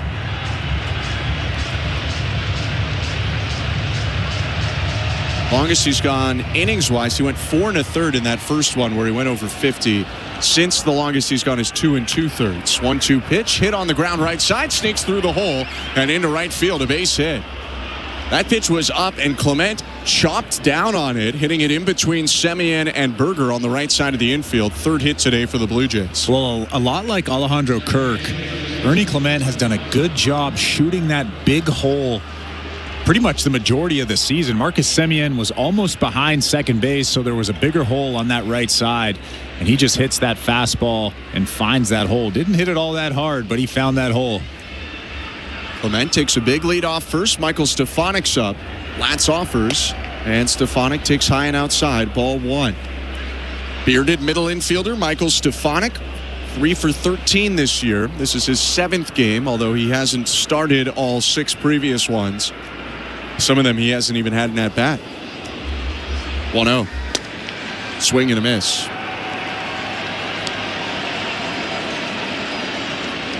What we have seen from Stefanik so far is he will grind and work out a plate appearance, get deep a lot of the time. He averages about 4 1/4 pitches seen per plate appearance. Not quite the Brandon Belt's near 5 a couple years ago, but still pretty good. Latz steps off now, resetting the pitch clock. Back on the rubber, Clement takes his lead. Nobody out. 1-1 count. Latz looks to first, kicks and offers. Breaking ball called to strike. Good frame by Higashioka, 1-2. That's a tough call. That was a slider below the strike zone. You can see Michael Stefanik tilting his head. A guy with a good eye. He knows that strike zone. He knows that's a ball. Higashioka just kind of snapped at it, yanking it up ever so slightly. Now the 1-2. Swing and a miss, strike 3. Had to reach down below the zone after the last pitch, and he waves over top of a change for the first out of the inning. Well, Jacob Latz has a very good fastball, mid-90s. We've talked about that a little bit. He's got that good slider. We've also talked about that, but he also has a very good changeup. That one right there was perfect. Looked like a fastball and then just dove underneath the bat of Stefanik. Latz in for a 3rd straight inning because Nathan Eovaldi left this game after 2 frames with right triceps fatigue. Pitch to Bo Bichette misses up top. Ball 1. No score, Blue Jays and Rangers. 1 out, top of the 5th, Clement on first. Go to the out-of-town scoreboard in a sec. But first, the 1-0 offering. Swing and a miss. Change up below the zone, 1-1. On the St. Louis Bar and Grill out-of-town scoreboard, the Twins look like they're exacting some revenge on the Rays. Up 4-2 on Tampa Bay. Ninth inning at George M. Steinbrenner Field. 1-1. Bichette reaches his hands up and out of the way of that fastball that missed in. 2 balls, 1 strike. The Orioles today were leading the Cardinals 4-3 after 5 innings, but now trail 7-4. Latz with a 2-1. Swing and a foul off to the right. 2-2. Tomoyuki Sugano was pretty good today for Baltimore. 3 earned runs in 5 1/3. It was Brian Baker, briefly a Blue Jay, hard-throwing right-hander for the Orioles, that gave up the runs, 3 of them in 2/3 of an inning. So St. Louis leads 7-4 over Baltimore in the 8th. 2-2 pitch on the way to Bo. Swing and a foul back. Latz jumping up and down. He probably got away with one there, and I think that's why he was bouncing maybe a little bit anxiously. A changeup over the middle. It's still 2-2. Bo was all over that pitch. Like you said, Latz got away with one. I think Bo just fouled it back, just missing it. Maybe it was a hair out in front of it. Bichette 1 for 2 today with a double down the left field line. 2-2 again. Checked his swing on a pitch outside. His hands went forward, but he tilted his wrist to keep the bat back. It's 3-2. Let's see if Ernie Clement takes off on this pitch here. Clement leading off first, 1 out. Lefty Latz looking in, now sets at the belt. Staring at the runner, the 3-2. Swing and a miss, strike 3. Got him on the changeup, just a hair below the zone. 2 down on the 4th strikeout for Latz. Probably a good thing that Ernie Clement didn't go on that. Pretty good changeup, like you said, below the strike zone. 3-2 changeup's tough to hit because you're thinking fastball, you're thinking something hard, and you just pulled a string on it. So 2 down in the top of the 5th. 0-0 ball game. Runner on first, and the pitch to Vlad Guerrero misses up and in, ball 1. Last thing we'll look at just quick on the St. Louis Bar and Grill Out of Town scoreboard. Next opponent for the Blue Jays is a home series against the Athletics.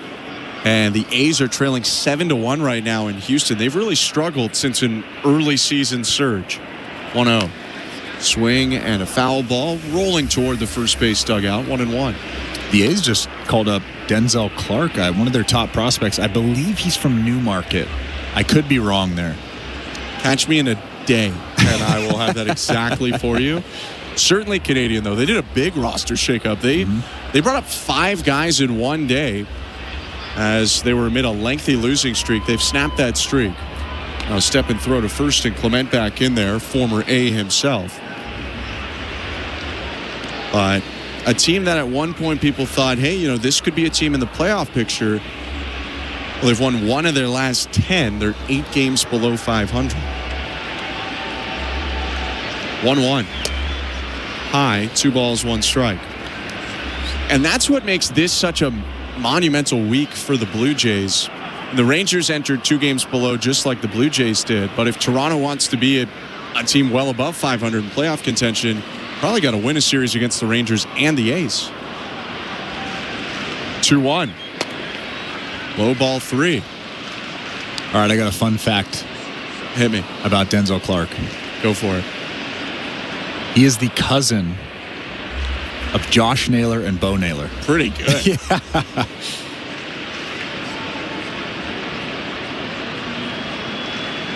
3-1 to Vlad. Outside ball 4. Guerrero takes a walk, pushing Clement into scoring position with 2 outs. That would mean that he's also cousin of Miles Naylor. Miles Naylor, 3 first-round picks in that family. How crazy is that? And Miles was a first-rounder by the A's, if I'm not mistaken. Unless he's been traded, which I don't think he has, he would be in that system. Now, he's younger than Denzel. I don't know that they ever would have played together in the minors, but it's pretty fun. Yeah, he was a sandwich pick in 23 by the A's. Discussion on the mound right now. Kyle Higashioka out there talking with Jacob Latz. 3rd time in the game that the Blue Jays have had a runner in scoring position. They had one with no outs in the first, went 0 for 3, fly out, strikeout, ground out. In the second, they had first and second, nobody out, fly out, strikeout, pop fly.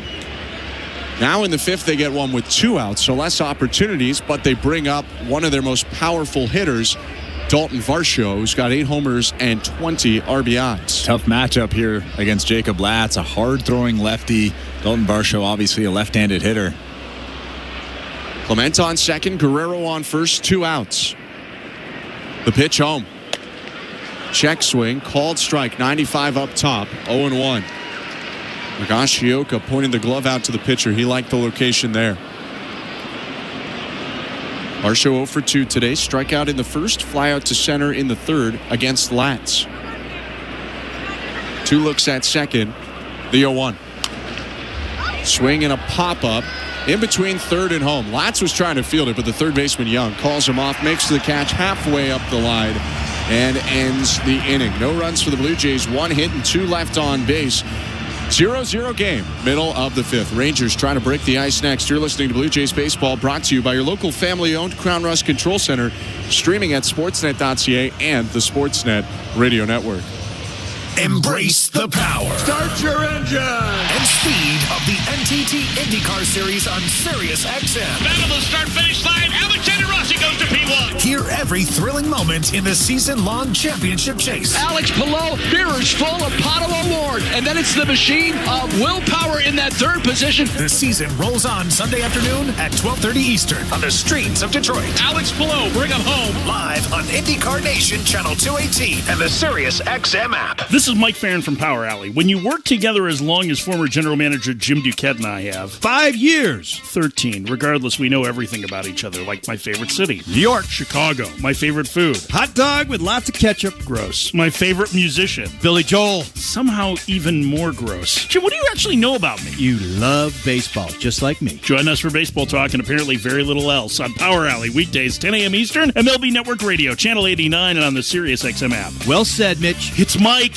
This is John Palmarosi. This week on the SiriusXM original podcast, The Road to Cooperstown, I sit down with Hall of Famer Lee Smith. I actually quit playing baseball to go play college basketball. And I have a guy by the name of Mr. Billy Williams came to my house and talked to me and to come up, give him a chance because that relief pitching thing I didn't like. The Road to Cooperstown airs Saturday at 9 a.m. Eastern on MLB Network Radio, SiriusXM 89, and the SiriusXM app. New episodes drop every Tuesday wherever you get your podcasts. The Blue Jays are in flight, leading 3-0. Blue Jays fans, this is Ross Atkins, and you're listening to Blue Jays Baseball on Sirius XM. Blue Jays Baseball is presented by Crown Rust Protection. Bottom of the fifth, 0-0. Bowden Francis has only thrown 50 pitches through 4 innings. This is looking like vintage Francis as he takes over in the bottom of the fifth and starts Osuna with a curveball for strike 1. Alejandro Osuna from Mexico, the Sinaloa province, playing in his 3rd game. A 1 pitch in the dirt. 1 ball, 1 strike.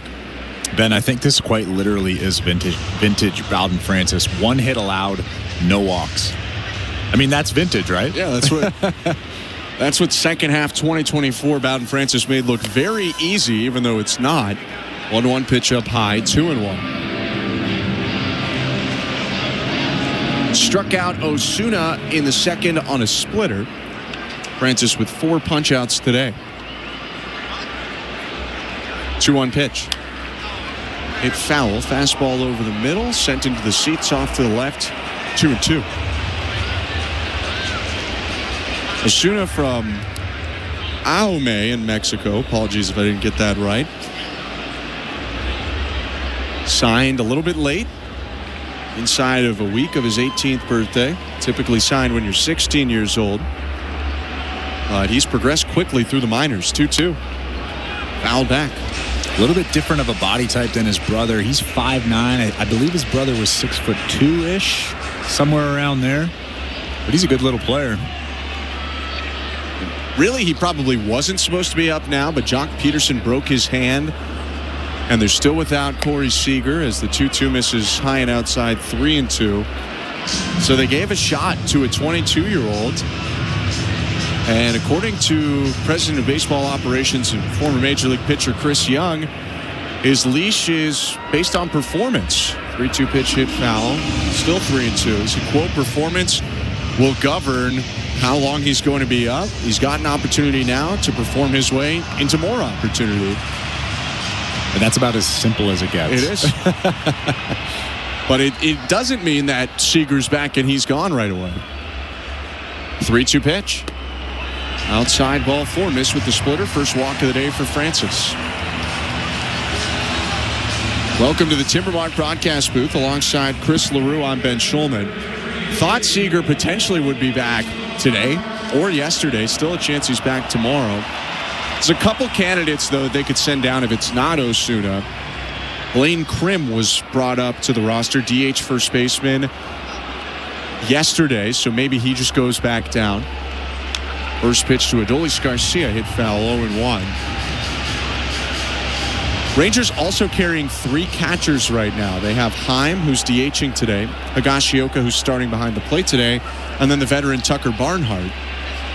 If they keep DHing Heim, sometimes teams like to do that. Blue Jays did it with Moreno, Jansen, Kirk when Kirk was a DH a lot of the time in 2022. 0-1 pitch. Foul back, 0-2. But it is pretty rare for anyone to carry 3 catchers. I mean, it definitely gives you options. You don't have to have a potential situation where Dalton Varsho's catching, potentially Ernie Clement is catching. Yeah. No team wants that. It allows you, if you're DHing your catcher, to not lose your DH too if you need to replace your catcher. Right. 0-2, swing and a miss, strike 3. Maybe his best splitter of the day. He gets a wild wave from Adolis Garcia. And Garcia goes down on 3 pitches for the first out of the bottom of the 5th. Fountain Francis, outside of that walk, has been very good today. That's a big strikeout in this ball game. Keeping Osuna at first base. Now you set up that double play, potentially getting yourself back to that dugout with 3 outs. 29-year-old from Buffalo, New York, Jonah Heim is up. He nearly homered in his first at-bat, but then struck out. First pitch is high, snap throw over to first, and a dive back in by Osuna. Alejandro Kirk keeping his eye on the Rangers base runner.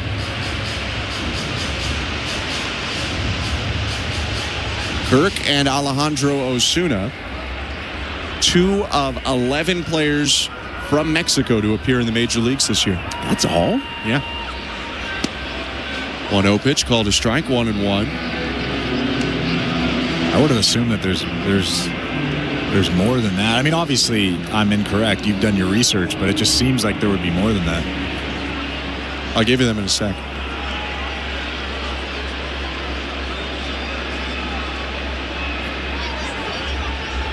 One. Foul tip, 1-2. So you got Kirk, you got Osuna. Jonathan Aranda just saw with Tampa Bay. Valente, who grew up with Kirk, right? Yes. Valente Beloso for Miami. Omar Cruz, 2 games pitched for San Diego. Tirso Ornelas, another player for San Diego, a position player. Isaac Paredes. Manuel Rodriguez, who we just saw with the Rays. And then the Urias brothers, Luis and Ramon. 1-2. Swing and a miss, strike 3. Fastball on the inner third, same way that he struck out Heim last time. He got him in the 2nd, and now he gets him in the 5th for his 6th strikeout today. 95 miles an hour. That was a fastball inside, right on the black.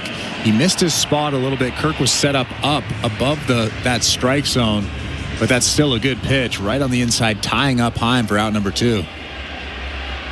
After the walk, back-to-back swinging strikeouts. No score, bottom of the 5th with Osuna on first. The pitch to Marcus Semien.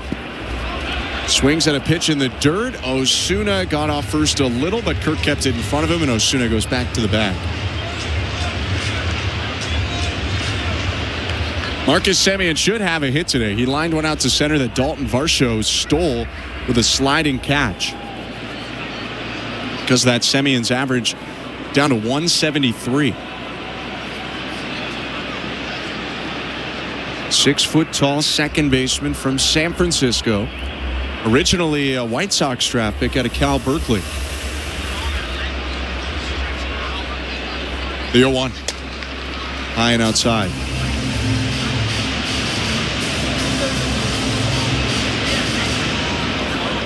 Sitting higher in the order, but with struggles Going into their last series on the south side, actually against the White Sox, team that drafted him, they dropped him to the lower third. 1-1 pitch slapped out to right center. That's down for a base hit. Dalton Varsho cuts it off on 2 hops. Osuna makes the turnaround second, heads to third. Semion's got a single. Runners on the corners for the Rangers, 2 outs. Well, good job from Dalton Varsho cutting that ball off in the gap. Alejandro Osuna was busting it around second base. You could tell that he was thinking about scoring on that play, but no chance with Varsho cutting it off. 2 pretty good swings today for Marcus Semien, the former Blue Jay. And the best chance of the day by far for Texas to score a run. It's the first time they have a runner in scoring position today. Runners on the corners, 2 outs. And the bottom of the order hitter, catcher Kyle Higashioka's up. He's got a little bit of a history of punishing the Blue Jays, does Higashioka. Right on right, Francis deals, and it's a fastball at the knees, strike 1. Blue Jays fans may remember the 3-homer game Higashioka had in 2020 against the Blue Jays, September 16th, 2020. 0-1. Hit high in the air, left center field and shallow. Going back, Stefanik makes an over-the-shoulder backhanded catch to end the inning. Almost fell into no man's land, but a good play by Michael Stefanik to make it a scoreless bottom of the 5th and strand a pair of runners after a hit and a walk. 0-0 going to the 6th. You're listening to Blue Jays Baseball, brought to you by your local family-owned Crown Rust Control Center, streaming on the Sportsnet app and the Sportsnet Radio Network. Knock all your summer projects out of the park with Home Hardware, the official home improvement retailer of the Toronto Blue Jays and your DIY partner in making your dream home a reality. From gardens to garages, back decks to front doors, refreshes and renos, we're here to help you cover all your bases and make every summer project a home run. Visit any of our 1,000+ home hardware and building center locations, where we're proud to be locally owned and genuinely Canadian. At Crown Rust Control Center, protection runs deep because every Crown Rust Control Center is owned by a local family who cares beyond business. Your Crown Rust Control Center is 100% committed to their product, to you, to their community, which is your community. Protecting you and what matters to you is equally important as protecting your vehicle. Did you know spring's the best time of year to protect your vehicle from rust? For a special spring offer, find your local family-owned Crown Rust Control Center at crown.com. Breaking news. Spring fashion is heating up at tsc.ca with a wave of top brands and new styles. I'm here with one happy shopper. What did you score? Oh, where do I start? New designer heels from Ron White, a cute Hillary McMillan jacket, a stunning Avera diamond bracelet, everything I need for spring. And what's the damage report on your wallet? Oh, I split all my purchases into interest-free Easy Pay payments. No damage to report here. Shop now, pay over time. I love it. Discover the latest spring fashion at tsc.ca. Exciting offers every day. This is Toronto Blue Jays baseball. Fastball cracked to center field, to the wall, to the track. It's gone. On Sportsnet 590 The Fan and the Sportsnet Radio Network. It's the 6th inning, brought to you by Desjardins Insurance. Get insurance that's really big on care at Desjardins.com/care today.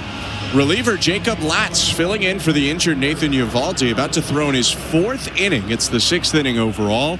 A 0-0 ball game between Toronto and Texas. Alejandro Kirk, George Springer, Anthony Santander will hit this inning. Latz has thrown 46 pitches, his season high 55. Lefty kicks, fires, and it's 93 on the blackout side, strike 1.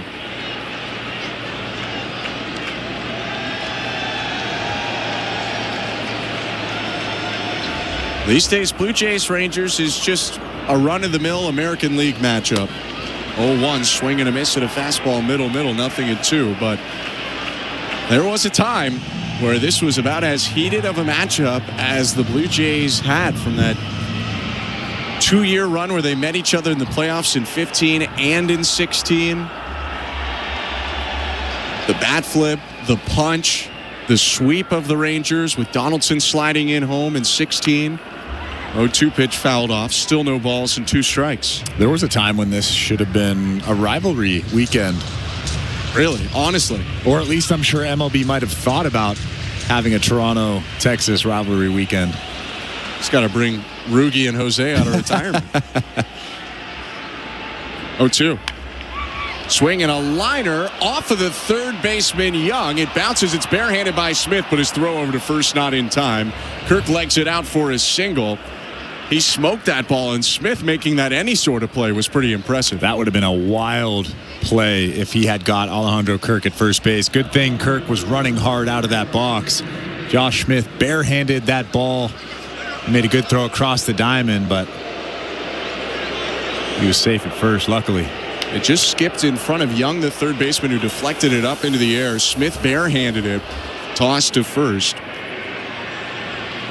but did not get it there in time. Now it'll be a mound visit as Bruce Bochy's going to come out. 50 pitches on the day for Latz, and I think this is going to be it for the left-hander.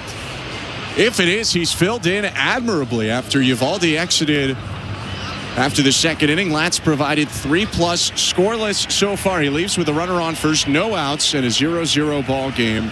Top of the sixth. This pitching change brought to you by Home Hardware, the official home improvement retailer for the Toronto Blue Jays, locally owned, genuinely Canadian. Let's go over to today's host. Here's Show Ali. Thanks very much, guys. Let's check out that St. Louis Bar and Grill out-of-town scoreboard. Quick check of the Stanley Cup playoffs. Game 4 between the Oilers and Stars in the Western Conference Final. Edmonton entered play leading 2-1. They lead 2-1 in this game with about 8 minutes to go in the second period. Corey Perry just getting the lead back after Dallas had tied the game at 1. But 2-1, Edmonton leads right now. You can watch it on Sportsnet. We do get to some minor league updates from time to time on the scoreboard, and tonight we do have some good reasons as reliever Eric Swanson pitched to the Bisons this evening.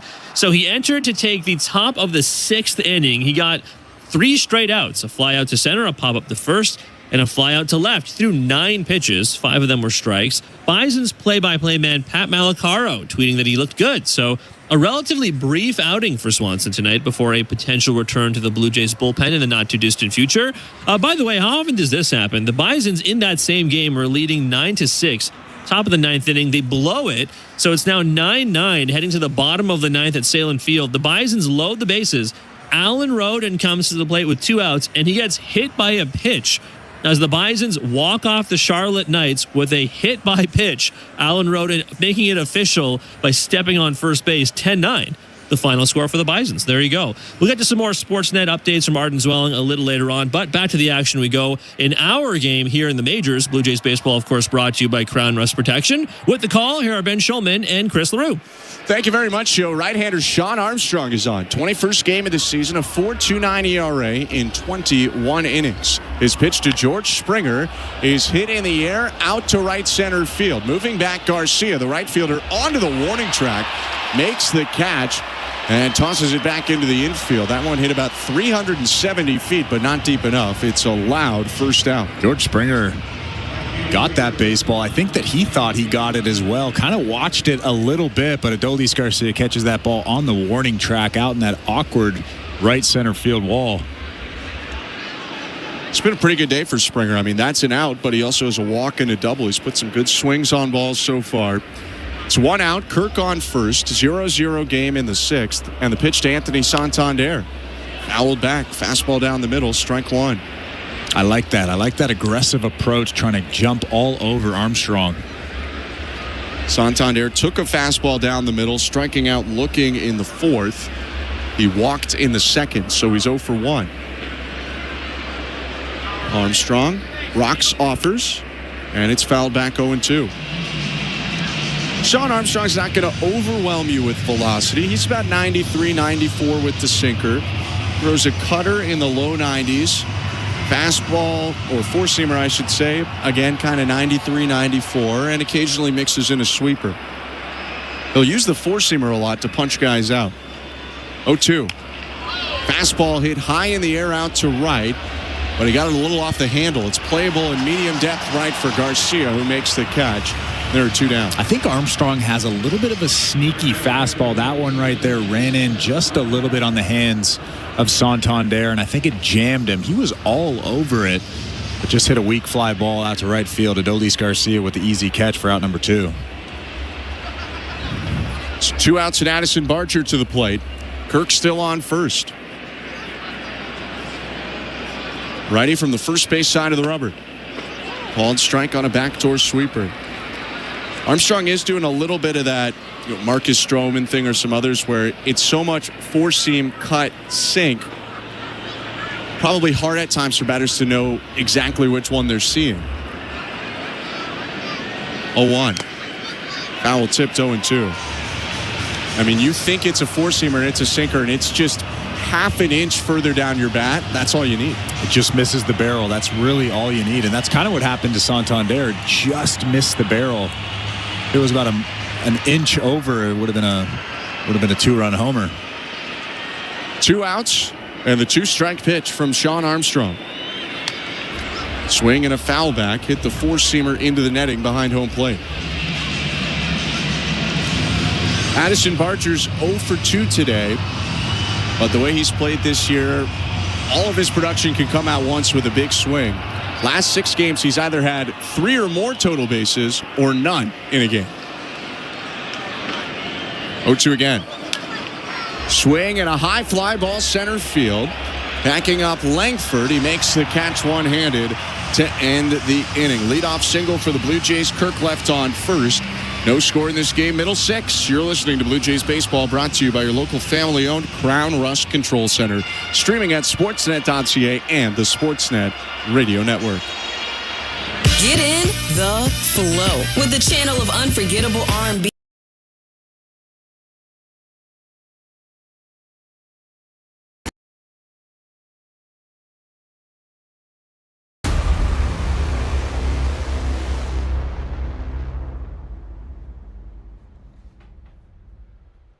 Hey sports fans, look at what came in the mail. Our Silver Creator Award, our plaque is finally here. Isn't it beautiful?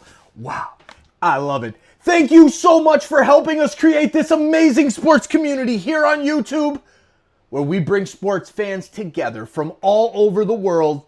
And we're live for every single Toronto sports game, the Blue Jays, the Leafs, the Raptors, the Argos, TFC, and a whole lot more. And we appreciate you being here, chatting it up, keeping it classy, and making this place what it is. If you haven't done so yet tonight in the live that you're watching, whether it's the baseball game, the Blue Jays and the Rangers, the basketball game, Game 4 between the Pacers and the Knicks, or you're here to root on Edmonton for Canada to go after that cup and take a stranglehold in this series over the Dallas Stars, we appreciate it. Please hit that like button. Please share this link out. Subscribe if you're new. Yeah, you haven't subscribed yet? What are you waiting for? Hit that subscribe button and turn on that bell so you don't miss it when we go live. Check out that link that's pinned in the chat. Donate to SickKids if you can. And let's go have some fun and keep it classy. Good luck to your team. Go Oilers, go. Go Blue Jays, go. And go Knicks, go. Let's make this a series. For the 6th inning, welcome back to Blue Jays Baseball and welcome to the Timbermark broadcast booth. I'm Ben Schulman alongside Chris LaRue. Show Ali, our host and producer. Tom Young, our technical director. Following the game, Blair and Barker will have Blue Jays talk on the Sportsnet Radio Network. This game could still go in any direction. It's 0-0 between the Blue Jays and the Rangers. Bottom of the 6th, it'll be third time through the order for Bowden Francis. His pitch to Josh Smith. Hit on the ground foul, 0-1. I don't know if Texas knew that Josh Smith was going to be this important to them coming into the year. But with Corey Seager hurt a couple of times, he's played a lot of short. He's leading off today, batted second yesterday. 0-1 curve, just missed outside, 1 ball, 1 strike. And he's played the third most games of anyone on the Rangers. The only two ahead of him, Semien and Garcia.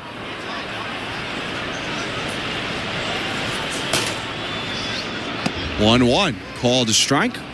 1-2, and that loud pop of the glove you just heard before the pitch. Yariel Rodriguez warming up right now in the Blue Jay pen. We talked about earlier, he usually takes his time. Francis on 73 pitches. I don't know if a pitching change is imminent. 1-2, low with the splitter. Pretty good pitch, but good take by Smith. 2-2. Bowden Francis did just throw his 74th pitch of the ball game. I would imagine that he's probably not going to throw any more than 85, maybe 90. That's why you see Yariel Rodriguez getting loose here in this inning. 2-2. Hit on the ground right side. It's going to sneak through the middle into right center, a base hit. And I think now with the leadoff hitter on, nobody out in this inning, that's a big run standing out at first base. So I would assume that John Schneider is not going to mess around here in this inning.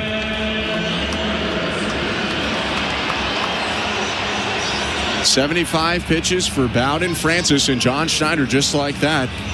Out of the dugout. You were all over it. It's going to be a pitching change for the Blue Jays. Brought to you by Home Hardware, the official home improvement retailer for the Toronto Blue Jays. Locally owned, genuinely Canadian. 5+ for Bowden, Francis. No runs allowed so far, but the leadoff single allowed, and Yariel Rodriguez skips out of the Blue Jay bullpen. 0-0 game, bottom 6. Let's go over to today's host, Show Ali. Thanks very much, Ben. Let's check in on the St. Louis Bar and Grill out-of-town scoreboard as usual. Still 2-1 for the Oilers over the Stars in Game 4 of the Western Conference Final. Draisaitl opening the scoring for Edmonton. Josh Robertson getting one back for Dallas, and Corey Perry getting the 2-1 goal a couple minutes ago. According to Sportsnet stats, Corey Perry is the 5th player aged 40 or older to score a goal in a conference final game. So he has the Oilers up 2-1 right now. You can watch the last couple minutes of Game 4 on Sportsnet before it hits the intermission. I mentioned some other updates in the world of baseball from Sportsnet's own Arden Zwelling. So we had Eric Swanson getting 3 straight outs in the top of the 6th inning for the Bisons today. Also reporting a number of other items. Max Scherzer throwing a 45-pitch bullpen yesterday in Florida. He's with the team now in Texas. Will face live hitters either Thursday or Friday when the Jays are back in Toronto. Spencer Turnbull, recent addition, scheduled to pitch for the Dunedin Blue Jays on Monday. He's still on track for that month or so lead up to his major league debut with the Toronto Blue Jays. He'll, of course, have to pitch for the Bisons as well before that happens. And Nick Sandlin threw a bullpen in Dunedin yesterday. He's recovering from that lat strain. He'll throw another bullpen in Toronto later in the week and will face live batters after that. So lots of pitching updates going on from Sportsnet's own Arden Zwelling. Blue Jays baseball, as always, is brought to you by Crown Rust Protection. Let's get you back to the action with the call. Here are Ben Schulman and Chris LaRue. Thank you very much, Joe. Into the ball game for the Blue Jays, the Cuban right-hander Yariel Rodriguez. 25 in the 3rd innings for Yariel this year across 21 appearances. He's got a 3.20 ERA, and a lot of that inflated by some early season struggles. This month, he's allowed 1 earned run in 12 2/3 innings pitched. He comes on with a runner on first, nobody out, bottom of the 6th inning. Right-hander from the stretch to Wyatt Langford. Swing and a miss at 95, 0-1. Yariel hasn't pitched since the 22nd against San Diego. 3 strikeouts, an inning and a third, so he should be pretty fresh for this outing. You'll see mid to high 90s on the heater. A lot of sliders from Rodriguez. He mixes in the splitter and has not used the curve this year. There's some sinkers, but not very many. Throw over to first, and it was close, but a dive back in safe by Josh Smith. Josh Smith does have 5 stolen bases this season, so you can bet that Yariel is going to be thinking about him. Haven't seen either side try to run so far today. 0-1 pitch high. 1 ball, 1 strike. Although if you're looking at the Rangers side, they haven't had that many chances to run. In 5+ against Bowden Francis, they picked up 3 hits and 1 walk. Francis struck out 6 Rangers. Smith getting a big lead. 1-1. Foul tipped in and then out of the glove of Kirk, so it'll actually just be a foul ball. 1-2. Yariel does seem to hold runners pretty well. I wouldn't say he's overly quick to home plate, but he varies his looks, varies his holds. That's also pretty important when holding runners. Perhaps some of that experience as a starter has helped him a little bit with that. Typically think of starters as the best at holding on runners. 1-2. Slider misses down and away, well off the plate. 2 balls, 2 strikes. Wyatt Langford today, 1 for 2. Had a first inning single to left and then popped out to the first baseman in the 4th. 2-2. And that pitch is outside, ball 3. Slider just missed off the corner. Pretty close take, but it did appear to miss the zone. Seemed like Alejandro just assumed that was going to be strike 3. It's a tough call for Yariel Rodriguez. Rodriguez cups his left ear to hear the pitch come and now steps off and throws to first. And it was close. I think the Blue Jays are at least going to have the video guys look at this one. DeMarlo Hale is on the phone. The call on the field is safe. And they're going to check this. Vladdy's nodding his head over at first. He seems to be pretty confident. We're getting a look now. Josh Smith was the runner. Toronto was challenging the safe call at first base. And it sure looked like he was out. That was a great pickoff by Yariel Rodriguez. Such quick feet. Vladimir Guerrero Jr. just tags the side of that right leg of Josh Smith before that right hand touches first base. I would be shocked if this isn't overturned. What a big out in this inning. One thing I really liked about that move, Yariel was looking in, and then he came set, which usually you're going to get a little extra distance, but right as he came set, slowly, he stepped off immediately. So right as the guy's inching his lead out, he sends him back in the other direction. Yeah, he caught him going the wrong way. It's part of that game that you're playing if you're trying to hold runners. After review, the call on the field is overturned. The runner is out. Toronto will retain their challenge. So the Blue Jays with a successful challenge, and in a 0-0 game, what a big play that is. Runner picked off first, so there's one out, nobody aboard, and a full count to Langford. And I think that's the most important thing. It's a 3-2 count. Now you don't have to throw a pitch in the zone, or at least a pitch in the heart of the zone. The payoff pitch. Hooked on the ground toward third. Picked up actually by the shortstop, Clement, and his toss over to first is a good one for the second out.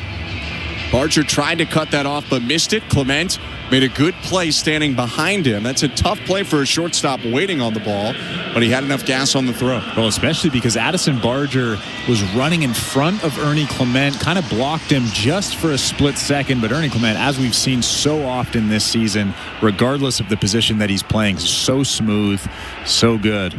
This is actually his first start at short this year. Pitch down to Josh Young, called a strike, 0-1. It's not a position that Clement is foreign to by any means. He made 35 starts there last year. A lot of them when Bo Bichette was down and after IKF was traded. But had only played 6 innings at short before today. Now in his 6th inning at short in this game. 0-1 pitch, fouled off, 97, bottom of the zone, 0-2. Good velo from Yariel Rodriguez. But most importantly, he has command of all his pitches so far in this outing. That's been the most impressive thing. 2 outs, bases empty, scoreless game, bottom of the 6th. The 2-strike pitch from Yariel Rodriguez. Poked foul back behind the plate. Kirk nodding his head. He got him to chase a slider off the plate, but it was a good job staying on it by Young.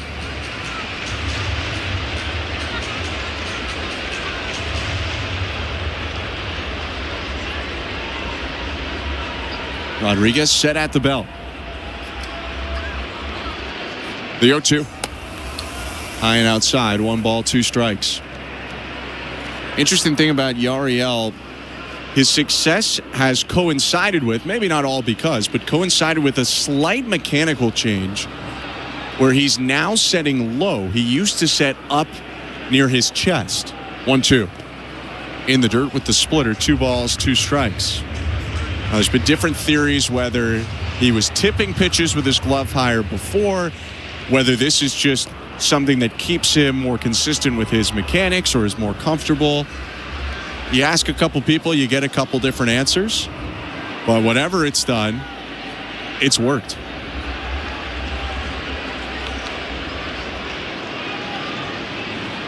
His 2-2. Swing and a looping line drive caught by Clement on the shallow left center field grass to end the inning. The Rangers get a leadoff single, but Josh Smith picked off. No runs, 1 hit, nobody left. No score after 6 innings. You're listening to Blue Jays Baseball, brought to you by your local family-owned Crown Rust Control Center, streaming on the Sportsnet app and the Sportsnet Radio Network. Timber Mart always has plans to help you with your plans. Your home, your cottage, your garage, whatever needs your attention first, check the most visited spot on our website for ready-to-order plans to get the job done with Canada's Building Centre. Visit timbermart.ca. At Crown Rust Control, protection runs deep because every Crown Rust Control Center is owned by a local family who cares beyond business. Your Crown Rust Control is 100% committed to their product, to you, to their community, which is your community. Protecting you and what matters to you is equally important as protecting your vehicle.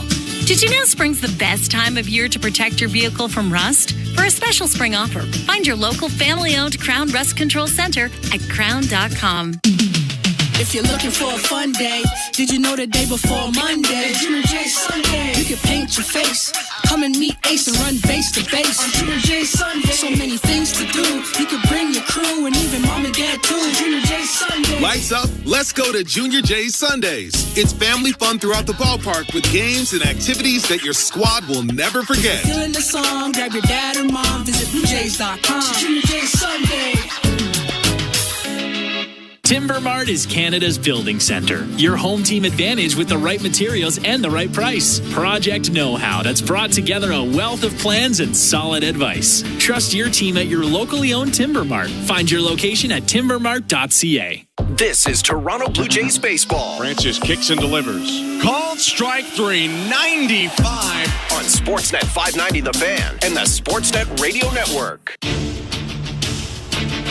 Sean Armstrong back on for the Rangers. Top of the 7th. His pitch to Ernie Clement. Down the middle, strike 1. Welcome to the Timber Mart broadcast booth. I'm Ben Schulman alongside former Major League pitcher Chris LaRue. Blue Jays and Rangers scoreless in this ballgame still as we go to the 7th. The 0-1. Outside. The 7th inning is brought to you by Home Hardware, the official home improvement retailer for the Toronto Blue Jays, locally owned, genuinely Canadian.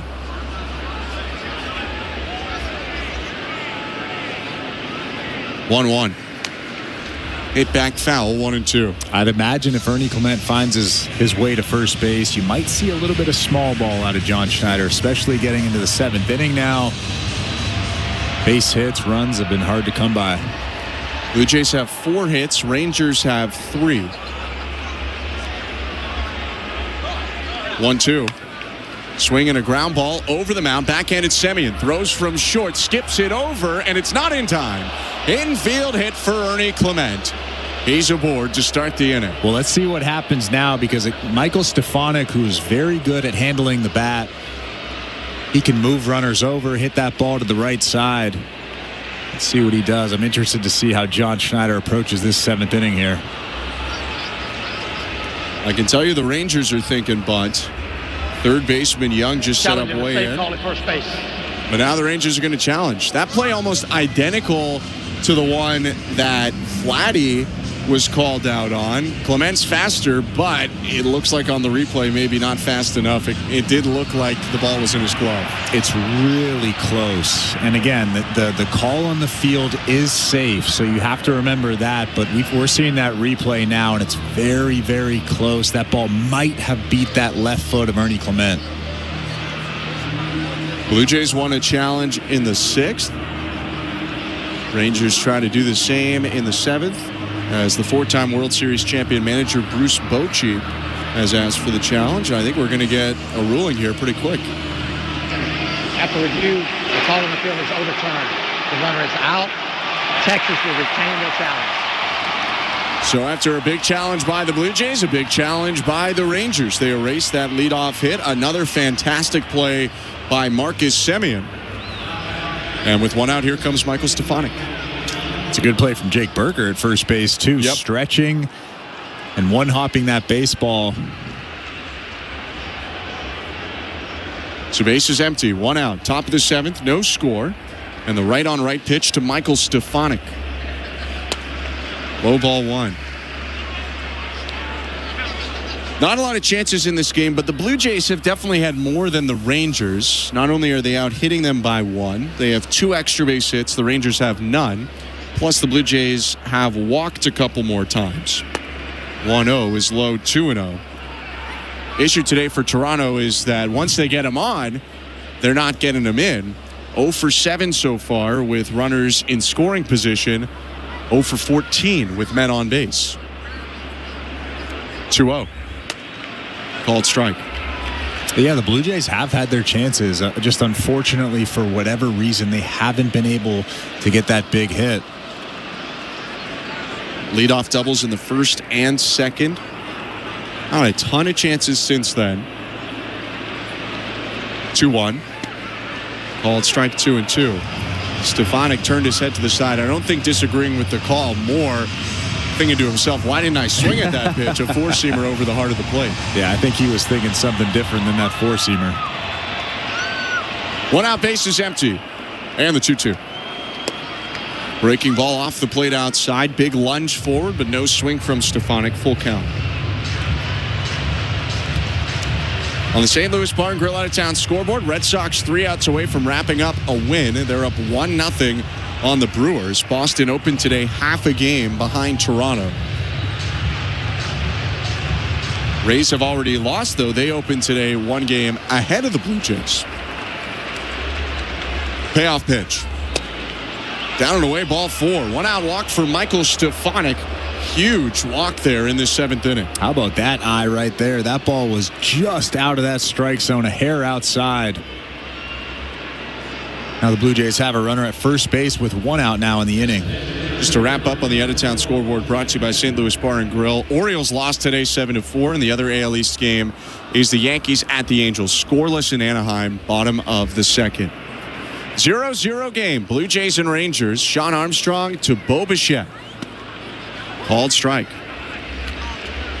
Rangers had to deal with the adversity of Nathan Eovaldi exiting after 2 innings today. Maybe their best starter this year. Right triceps fatigue knocked him out of the game. But Jacob Latz with 3 scoreless innings of relief. Now Armstrong in his 2nd inning. Righty's 0-1. On the outside corner again. 2 great fastballs to get ahead 0-2.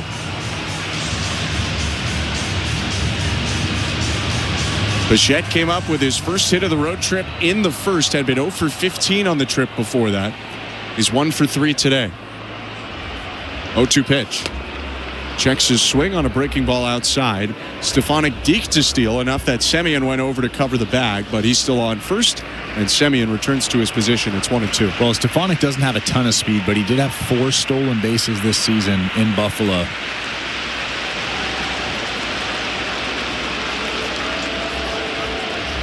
The 1-2. Bounced. Good backhanded pick, Higashioka. 2 balls, 2 strikes. He's pretty good at that. That ole, that look what I found type of backhanded play. Yeah, he's made, 5 or 6 backhanded picks today? I mean, enough that it's not luck anymore. And I don't think one has gotten by him. I think he's made every single play. At least it seems like it. There hasn't been a wild pitch. If one got past him, it was with nobody on. 2-2. Just missed down and away. Missed the spot by a lot, which made it look worse. If he hits the spot, that could have easily been called a strike, but it's 3-2.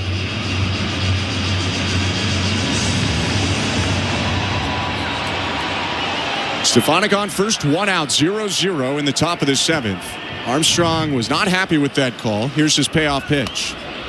Up and in, ball 4. Stefanik was running on the pitch, but he'll get into a jog as he arrives at second after the Bichette walk.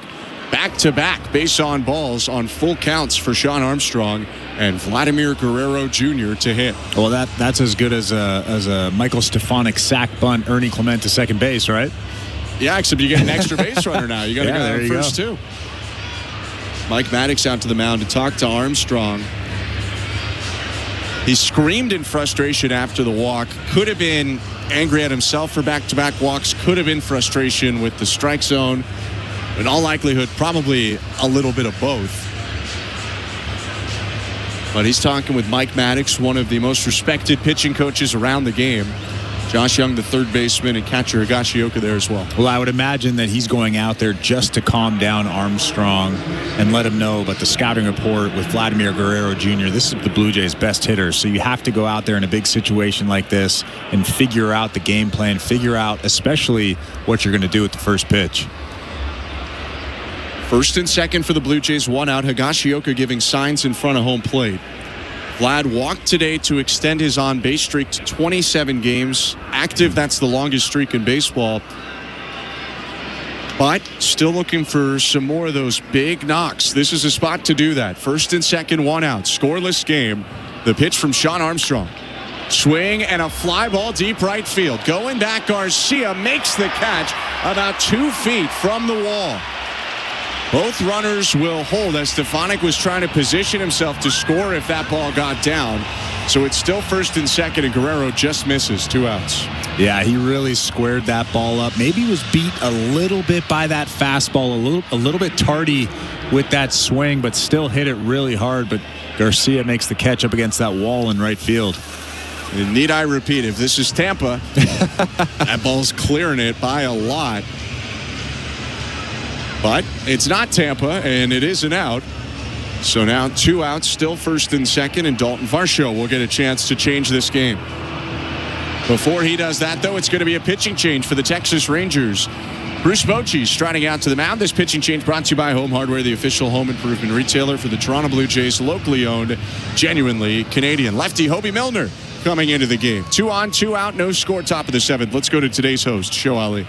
Thanks very much, Ben. Welcome back inside Baseball Control, everyone. Show Ali here with you. Let's check out that St. Louis Bar and Grill out-of-town scoreboard. And let's go back to the Stanley Cup playoffs, where the Oilers-Stars game 4 of the Western Conference Finals, is now officially in the second period intermission. They are still up, Oilers, 2-1 on the Stars. And we mentioned the Corey Perry goal. Now, let's face it, Corey Perry did score that goal, but the person doing the heavy lifting on that one was Ryan Nugent-Hopkins. With that, getting the point, I should say, the primary assist, he became the first Oilers player to record 8 or more points through the first 4 games of a conference finals since Wayne Gretzky 37 years ago. That's pretty impressive. So you can watch, again, the Oilers continue with their 2-1 lead when the third period resumes on Sportsnet and the CBC. Let's check out the NBA. We've also advanced to the conference finals there. On right now, we have the Knicks visiting the Pacers in Indiana for Game 4 of the Eastern Conference Finals. Pascal Siakam entering play with the Pacers with a 2-1 series lead after they blew a 20-point lead in Game 3. Right now, though, Siakam, Tyrese Halliburton, and company have a 102-91 lead at the end of 3 quarters, I should say. Blue Jays baseball, as always, is brought to you by Crown Rust Protection. Let's get you back to the action in our game. Blue Jays and Rangers still tied at 0. Here's Ben Schulman and Chris LaRue. Thanks, Joe. For a second straight night, the Blue Jays see the side-arming lefty Hobie Milner. ERA just above 3 for Milner in 22 games. First and second, 2 down, and his pitch to Dalton Varsho. Called a strike. He is basically throwing from behind the back of the left-handed hitter, Dalton Varsho. Milner yesterday pitched 2 scoreless innings. Scoreless game right now, the 0-1. Check swing, pitch down and away. Peel down to third base, and it's no swing, 1-1. Trying to get you out with funk, much more than velocity. Fastball is going to peak at about 88, 89. 1-1. This is low with the sinker at 88 miles an hour. 2 balls, 1 strike. That's a good take. After seeing 2 tough sweepers, Milner tried to sneak in that fastball. It was just below that strike zone. Milner on a 1-year, $2.5 million deal, signed with the Rangers in December. 2-1. Swing and a pop-up. Back of the second baseman, Semien, who swims his arms in the air in shallow right, gives way now to Adolis Garcia, who makes the catch to end the inning. The Blue Jays pick up 2 walks, but do not score. No runs, no hits, 2 left at the 7th inning stretch. Still zeros in Texas. You're listening to Blue Jays Baseball, brought to you by your local family-owned Crown Rust Control Center. Streaming on the Sportsnet app and the Sportsnet Radio Network. At Crown Rust Control Center, protection runs deep because every Crown Rust Control Center is owned by a local family who cares beyond business. Your Crown Rust Control Center is 100% committed to their product, to you, to their community, which is your community. Protecting you and what matters to you is equally important as protecting your vehicle. Did you know spring's the best time of year to protect your vehicle from rust? For a special spring offer, find your local family-owned Crown Rust Control Center at crown.com. Of all the things that Timber Mart can lend a hand to build, Community ranks among the most important. And with the Timber Mart Local Leaders Initiative, we strive to recognize those dedicated to making their hometowns a better place to live, work, and play. From now to June 25th, you can vote to select our grand prize winner. They'll receive a $10,000 grant to support their outstanding initiative as Timber Mart's Local Leader of the Year. To vote, visit local-leaders.com. Timber Mart, Canada's building centre. Breaking news. Spring fashion is heating up at tsc.ca with a wave of top brands and new styles. I'm here with one happy shopper. What did you score? Oh, where do I start? New designer heels from Ron White, a cute Hillary McMillan jacket, a stunning Avera diamond bracelet, everything I need for spring. And what's the damage report on your wallet? Oh, I slid all my purchases into interest-free Easy Pay payments. No damage to report here. Shop now, pay over time. I love it. Discover the latest spring fashion at tsc.ca. Exciting offers every day. This is Toronto Blue Jays baseball. Swing and a miss, strike 3. How about 99 right down the middle? Beats Manzardo. On Sportsnet 590 The Fan and the Sportsnet Radio Network. This copyrighted broadcast is presented by authority of Rogers Blue Jays Baseball Partnership. It may not be reproduced or retransmitted in any form, and the accounts and descriptions of this game may not be disseminated without the express written consent of Rogers Blue Jays Baseball Partnership or the Sportsnet Radio Network. 0-0 game, bottom of the 7th. Rodriguez to Jake Berger. Check swing, and it's hit foul into the right side of the groin of Alejandro Kirk. 0-1. I'm Ben Schulman alongside Chris LaRue. Jake Berger has a bit of a connection to one Toronto Blue Jay, Max Scherzer. There's no way you can guess what it is, Chris. First, the 0-1 pitch from Rodriguez. Swing and a miss, 0-2. Well, they're both from Missouri. They are? Well, I knew that just because I knew that Berger went to Missouri State, but Scherzer went to Missouri. Yes. So it's not that. It's not that. And Scherzer's a fair bit older, at least a couple years older. Yeah, that too.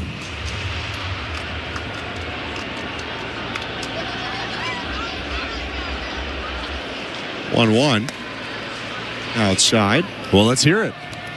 2 balls and 1 strike. So Berger doesn't really know Max Scherzer. His mom, Shannon, does. She taught Scherzer world cultures and geography, plus a rotation of English at Parkway Middle School in Chesterfield, Missouri. 2-1 misses up top, 3-1. This is 6th or 7th grade for Max Scherzer.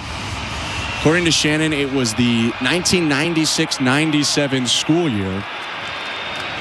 Berger born in April of 96, so a little bit after he was born. 2-2 pitch now, hit foul. Still 2 balls and 2 strikes. And according to Mrs. Berger, she knew there was something different about Max Scherzer. She knew he'd be in the Hall of Fame one day. So Chris's line. But do you want to hear? You want to hear the actual quote? All right, go ahead. Just a quote. He was a very smart kid, and obviously he was athletic. I don't recall him being gone a lot for baseball or traveling, but I do remember him being able to throw a softball or dodgeball type ball really far. 2-2, cut on and miss. Strike 3. Berger goes down, 1 out. At least she was honest. Yeah. You hear stories like that, and you always hear, oh, he was the best at this, the best at that. I knew early. I like when there's a little bit of honesty in a story.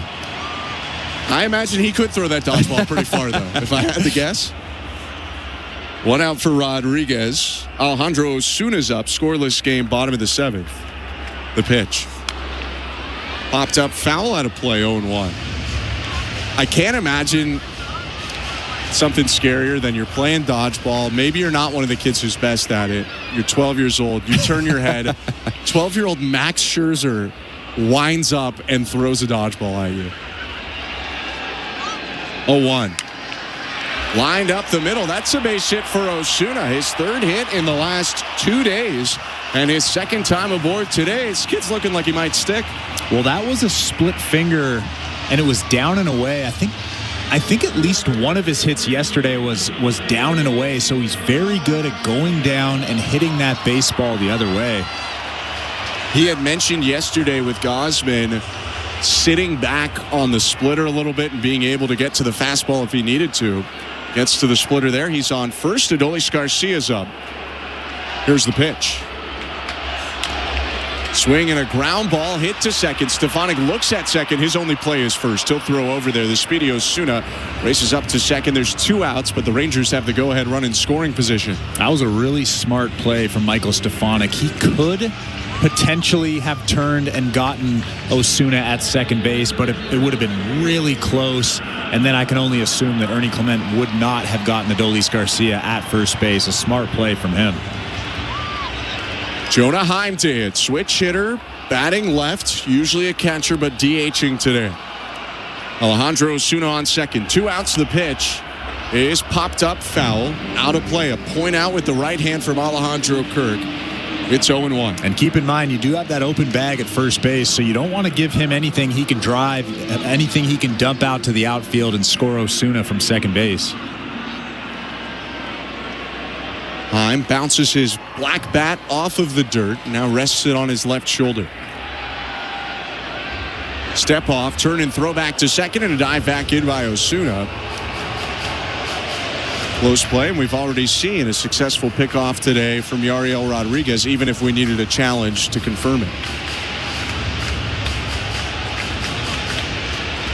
Clement, the shortstop, is playing close to second, trying to keep Osuna close in case a single is hit. 0-1. Popped up foul out of play again. They're busting him inside with fastballs. It's 0-2. And now you really have to stay out of the zone. Something down in the dirt, something up above that strike zone. Don't mess around here if you're Yariel Rodriguez.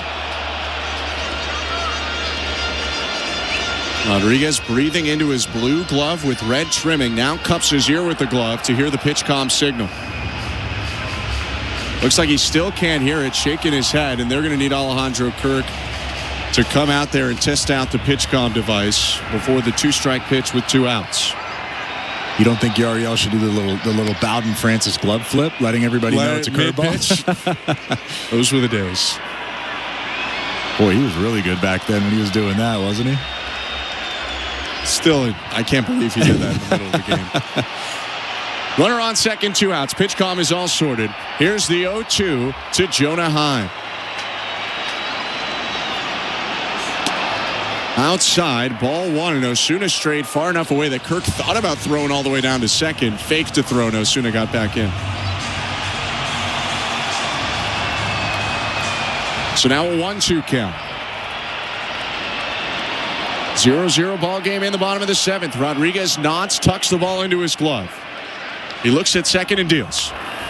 Pitch popped up, foul territory, third base side. Barger crashing onto the third base dugout. And that one got just over the netting and into the seats. Still 1-2. Seems like there's not much foul territory over there. No, there's not much, and the foul territory, kind of like Toronto in a lot of parks these days, gets cut off halfway down the lines. There's a wall that juts in. Not maybe as steep of an angle as it is in Toronto, but it's hitter-friendly with the lack of foul territory, as more and more parks are becoming these days.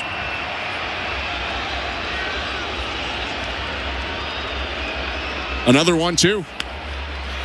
Rolled on the ground toward third. Barger bobbles, and Osuna with a big round around third. Barger races him to the bag, tags him, and that will do it for the inning. From a misplay to a highlight for Addison Barger, who fumbled with the grounder, but Osuna took a shockingly big turn around third, and Barger scrambled to tag him out. Bruce Bochy wants everyone to wait a second, but it looks like the Rangers will not challenge, and that will do it for the inning. No runs on a hit. 1 left for the Texas Rangers. Scoreless game going to the 8th. You're listening to Blue Jays Baseball, brought to you by your local family-owned Crown Rust Control Center, streaming on the Sportsnet app and the Sportsnet Radio Network. The NASCAR Cup Series is on SiriusXM. We're back on the track Sunday, 6 p.m. Eastern. It's the Cracker Barrel 400 from Nashville Super Speedway on SiriusXM NASCAR Radio Channel 90 and on the SiriusXM app. For up-to-date betting lines, fantasy plays, and the latest NASCAR news, catch the pre-race show before every Cup Series race. Plus, 2 hours of post-race coverage on SiriusXM NASCAR Radio Channel 90. Every night after the final out, the Round Trip Roundup brings you the scores, highlights, and analysis from every game across Major League Baseball, all in less than 30 minutes. Swung on and missed, strike 3 and a no-hitter. It's the perfect way to get caught up on all the night's biggest home runs and best performances. And a high drive, deep right center. It's the Round Trip Roundup on MLB Network Radio every night on SiriusXM Channel 89 and every morning on the SiriusXM app. No one brings you the passion of the beautiful game quite like SiriusXM FC. Would you believe this? Whether it's live matches from the EPL, MLS, the NWSL, or the UEFA Champions League. This is sensational! Or live talk shows featuring the sport's most entertaining experts. You don't get to say, I don't feel like making that play right now. You make the play. It's the world of soccer at your fingertips. How mouth-watering is that? SiriusXM FC, channel 157 in the car, and streaming on the SiriusXM app. Blue Jays fans, no matter where you are, you won't miss a pitch with the SiriusXM app. Hear every game all season long. Download the SiriusXM app and search Blue Jays. Sportsnet Radio Network. After Alejandro Osuna rounds the bag too far and Barger tags him out at third, we enter the 8th inning, scoreless between the Blue Jays and Rangers. First pitch from Luke Jackson is hit foul by Alejandro Kirk, 0-1. Again, 0-0, top of the 8th. Pitching change for Bruce Bochy and Texas. Luke Jackson is in. The pitching change brought to you by Home Hardware, the official home improvement retailer for the Toronto Blue Jays, locally owned, genuinely Canadian. A very talented reliever. Jackson was handling 9th innings with Chris Martin out for the last little bit, but in this series, Bruce Bochy told the media that he was no longer going to be in that role. We see him here in a tie game in the 8th, 0-1. This is with the breaking ball, 1 ball, 1 strike. Yeah, he's been a good pitcher for a long time. So this will be a tough ask, even with that elevated ERA for the Toronto Blue Jays offense. 5.17 ERA in 15 2/3 innings. He's walked 9. 1-1 is bounced 2-1. And patience might be the key for the Blue Jays in this inning. Well, in this at-bat, at least so far, Alejandro Kirk is doing just that. For Jackson, the breaking ball is the main pitch, a slider, throws a 4-seamer in the mid-90s. His 2-1 pitch is hit hard on the ground at third. Backhanded Young throws over to first, 1 out. But Josh Young was actually shaded towards the line, protecting against the double. It's a tough break for Alejandro Kirk because he could have had a double if Josh Young was playing straight up. It's one of the first times that teams play Kirk heavy to the pull, and it feels like it made sense. So 1 out for Luke Jackson and the Rangers. George Springer up. Mentioned Jackson's slider and 4-seamer. He will mix in a curve as well. The pitch. This is outside with the curve. Ball 1. He's actually throwing a fair bit of curves right now. And the slider's been hit a little bit. Maybe he's switching it up here with this change of role. He winds and offers home. Fastball at 95. Strike 1.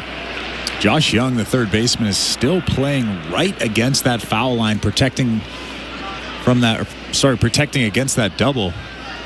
1-1. Low 2-1.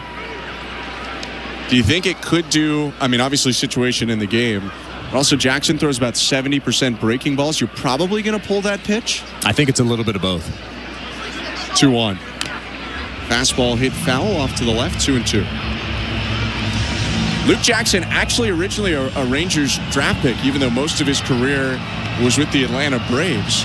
45th overall by the Rangers in 2010 at a high school in Fort Lauderdale. 2-2. I think that hit him. Heard 2 sounds, and it did. It caught him just on the tip of the elbow. Springer seems to be perfectly all right, and he's going to go to first as the go-ahead run in the 8th with 1 out. Well, I'll take that if I'm the Toronto Blue Jays, and now you can bet that George Springer is going to try to steal second base here. He has 7 stolen bases this season. I think the Rangers are taking a look at this.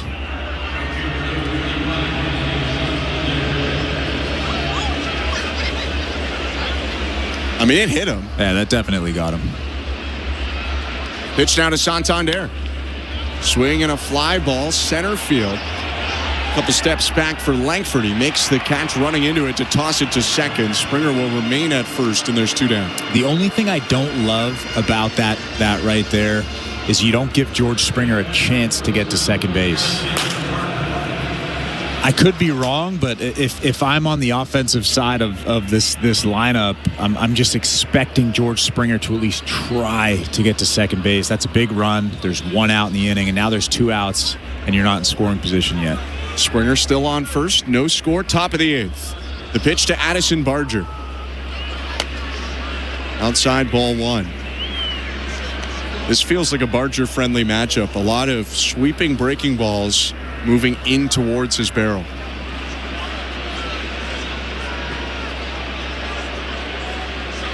Right on left, the 1-0. Breaking ball hit foul, 1-1. That's a pretty good breaking ball, though. It is. Don't get me wrong. It is. And Luke Jackson, a star for the Braves, especially 2021. 71 appearances for Atlanta, a 1.98 ERA.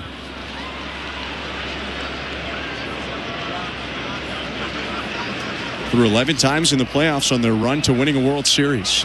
Now he throws over to first, and Springer dives back in. It looked like George Springer was leaning towards second base. I wouldn't be surprised if he takes off here.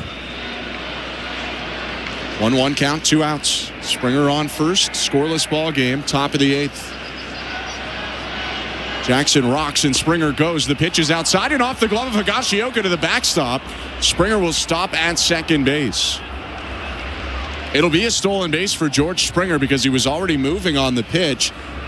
I don't think Higashioka gets him anyway. It was a curveball outside, a tough pitch to corral, but that one hit off his glove as he tried to backhand it kind of on the forehand side, just pushed it away from him.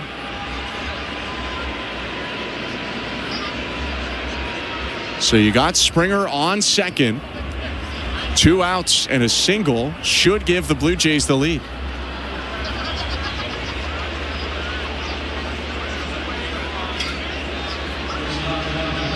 And they're going to intentionally walk Addison Barger. Set up some forces, get a right-handed hitter back at the plate, and Ernie Clement. Well, Ernie Clement's very good at going the other way, so I actually don't dislike this matchup.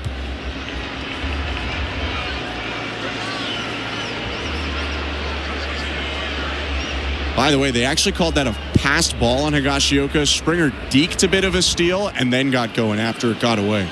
Pitch to Ernie Clement is lined right field, charging in. Garcia makes the catch. He was playing shallow, or it might have been a hit, and that will do it for the top of the 8th inning. Again, 2 on for the Blue Jays, but they do not score. No runs, no hits, 2 left. We go to the bottom of the 8th in a scoreless game. You're listening to Blue Jays Baseball, brought to you by your local family-owned Crown Rust Control Center, streaming at sportsnet.ca and the Sportsnet Radio Network. Which loony dogger are you? Do you approach Tuesdays with swagger and style? You could be a Rizzy Glizzy. Maybe you're an architect stacking your loony dogs up high. Do you walk into the ballpark with the confidence of an MVD? Then you're the most valuable dogger. This season at Rogers Center, every Tuesday home game is Looney Dogs Night, presented by Schneiders. No matter which loony dogger you are, you'll have the opportunity to purchase $1 hot dogs from various concession stands around the ballpark. Looney Dogs Night, presented by Schneiders. Every Tuesday home game. For tickets, visit BlueJays.com. Buck Martinez here to tell you about the huge Double XL free topping pizza from Pizza Pizza, just $19.99. That's a whopping 18-inch 3-topping thing of beauty for only $19.99. So hurry into Pizza Pizza today and bring a big appetite for a hot and fresh Double XL pizza. I'm loving this big voice. I may just call the game this way. Go to pizzapizza.ca. Guess who just bundled their home and auto with Desjardins Insurance? Well, look at you, all grown up and saving money. Yes, I am. Mom told you to do it, didn't she? Yes, she did. Get insurance that's really big on care. Switch and you could save up to 35% on home insurance when you bundle home and auto. Desjardins Insurance, here for your home, auto, life, and business needs. Certain conditions apply.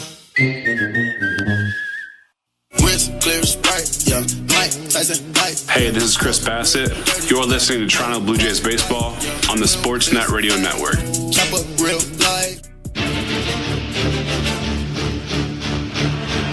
Bottom of the 8th inning. Pitching change for the Blue Jays. Right-hander Chad Green is into the game. This pitching change brought to you by Home Hardware, the official home improvement retailer for the Toronto Blue Jays. Locally owned, genuinely Canadian. 3.22 ERA for the veteran Green. 23rd appearance.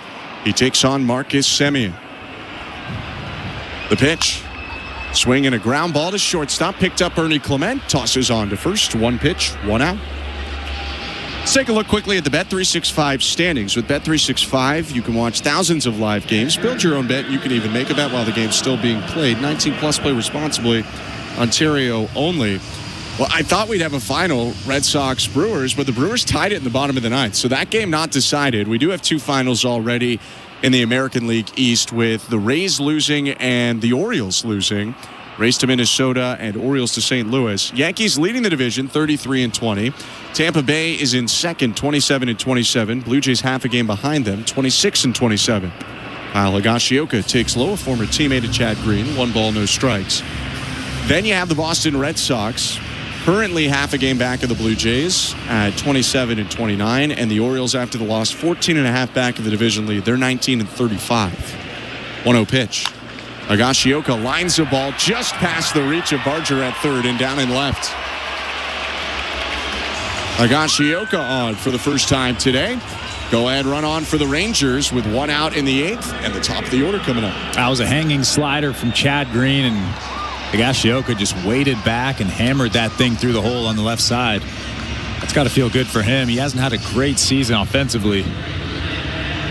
Maybe his former pitcher that he would have handled when Green was in New York, a good guy to see. He's seen that slider many times. And now he'll be lifted. Higashioka out, and the quicker Sam Haggerty into the game as a pinch runner. Josh Smith up, 1 out, 1 on. Green kicks and deals. Fastball taken for a ball. Runner takes off, throw down to second, not in time. Haggerty swipes the bag, and the go-ahead run in scoring position. Well, he's wasting no time, goes on the first pitch, and he swipes that bag pretty easily. That's not Alejandro Kirk's fault. That's Chad Green with the big leg lift. Stole that on the pitcher. And a tough break for Green. That pitch probably hit the zone, but because Kirk popped up, they called it a ball. So it's 1-0. Smith 1 for 3 today. Singled in the 6th, but was picked off. 1-0 pitch, popped up. Slider in on the hands. It's foul, and it's out of play.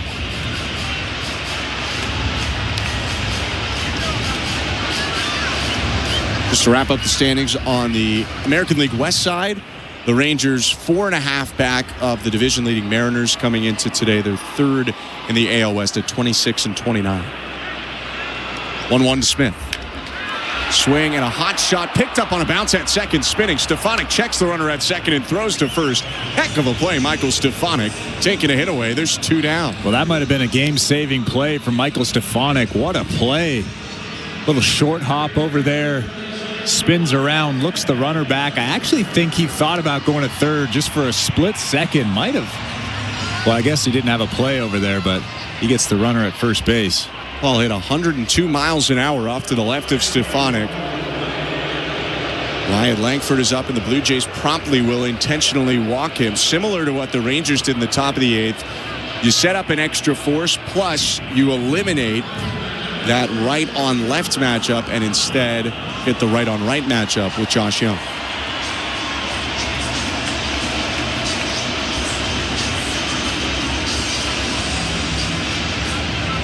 Well, pardon me, Langford hits right anyway, but you set up a force.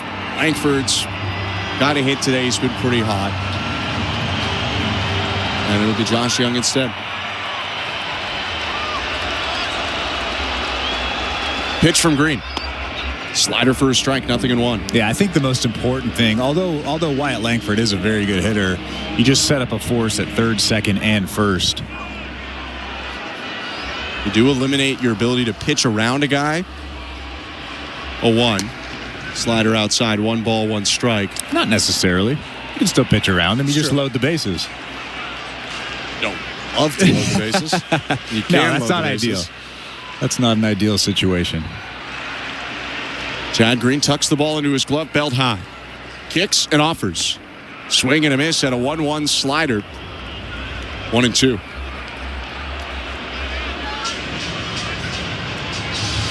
Rangers starting to threaten more as this game has gone on. Both teams waiting for the big hit. 0-0. First and second for Texas. 2 outs, bottom of the 8th inning.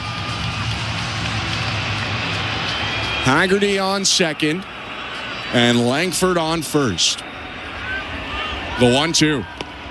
Bounced a fastball blocked by the glove of Alejandro Kirk. They were trying to go up, but he missed down. You don't see that every day from Chad Green.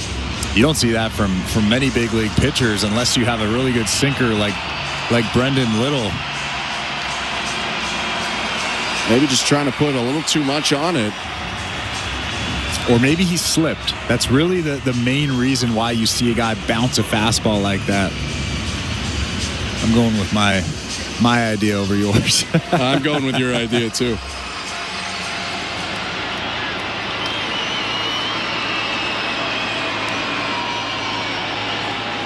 Two. Slider outside, ball 3. That puts both runners in motion. Haggerty from second, Langford from first. Scoreless game, 2 outs, bottom 8. Green's payoff pitch. Slider line out towards center and down for a base hit. Coming around third in to score Haggerty.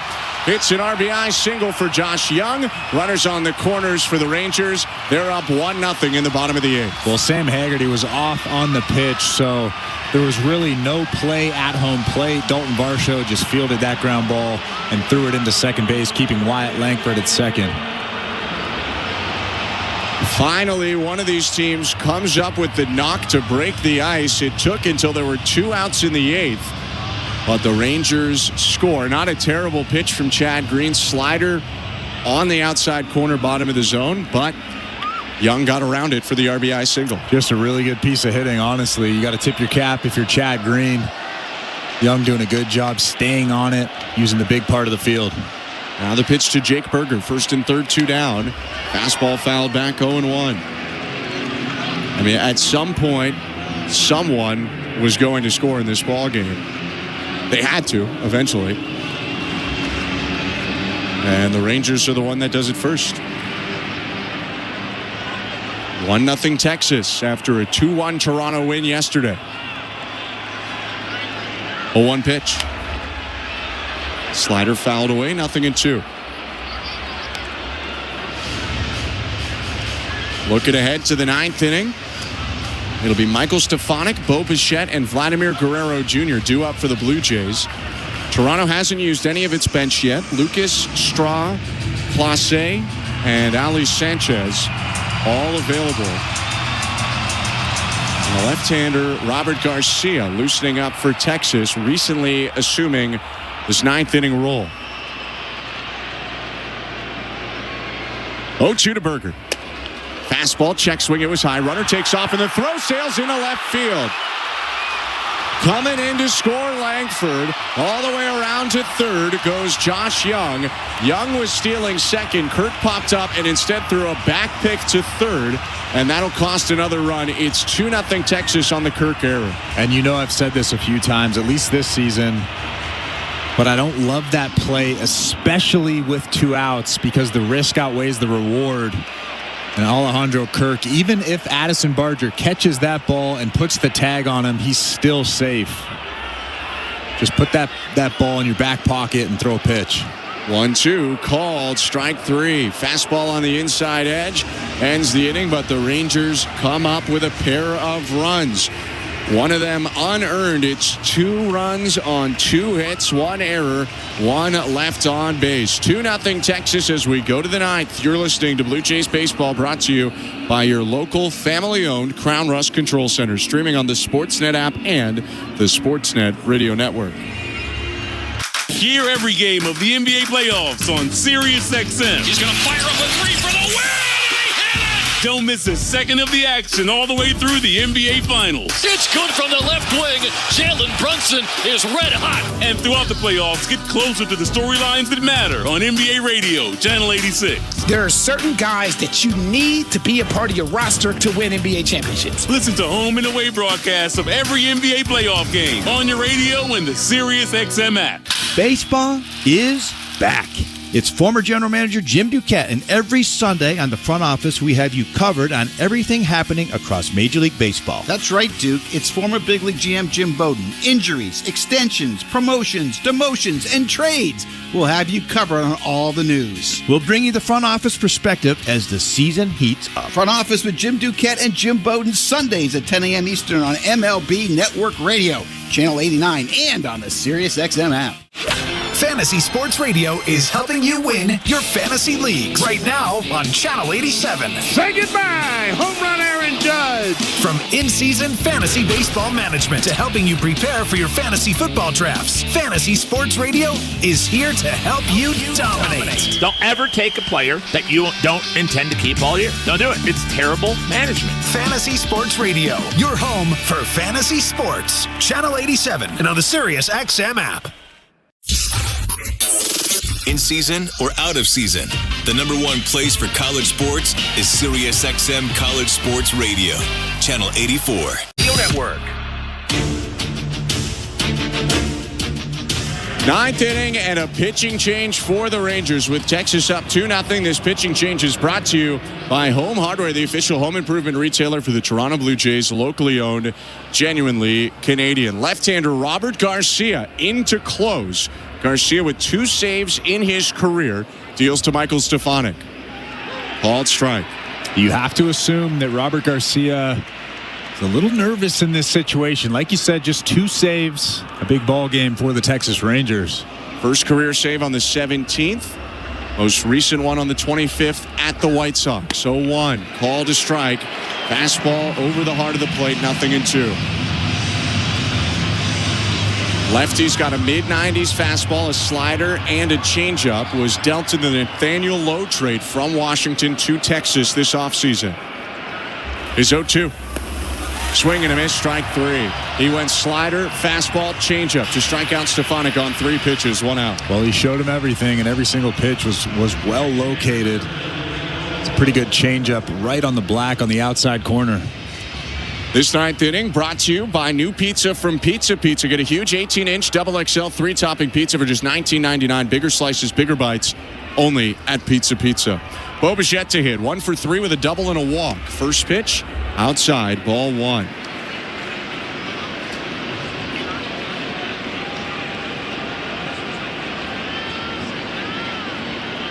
Lefty Garcia sets at his stomach. He rocks and offers. Swing and a fly ball. Right field, foul, slicing out of play. 1-1. Rangers picked up 2 in the bottom of the 8th inning. They're now out hitting the Blue Jays 6-4. Still feels like with some of the walks and hit batters, the Blue Jays have had more chances. 1-1 pitch. Popped up foul out of play. 1-2. It was also the Rangers today that had to yank their starter early. Nathan Eovaldi was out after 2 innings due to right triceps fatigue. Jacob Latz, Sean Armstrong, Hobie Milner, Luke Jackson, and now Robert Garcia pitching for Texas. 1-2 pitch is bounced to the right side, and it's just going to go foul. Berger fielded it behind first, and that's a saving grace for Bo, who gets to walk back to the plate with still a 1-2 count. Well, Bo Bichette did a good job just staying alive. That was a tough fastball at 96 miles an hour above that strike zone. He just flicked the bat at it. Robert Garcia going to the rosin bag on the back of the mound. Now steps onto the rubber. Left-hander looking in. Bo Bichette hitting from the right side with 1 out and the base is empty. The 1-2. Swing and a screamer foul into the netting off to the right. Drops into some club seats. Still 1-2.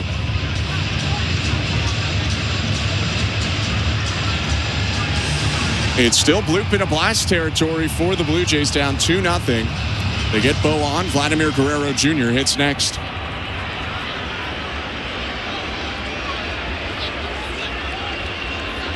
Another 1-2 offering. Down and in, almost hit his back ankle. Both threw that right leg up in the air to get it out of the way. 2-2.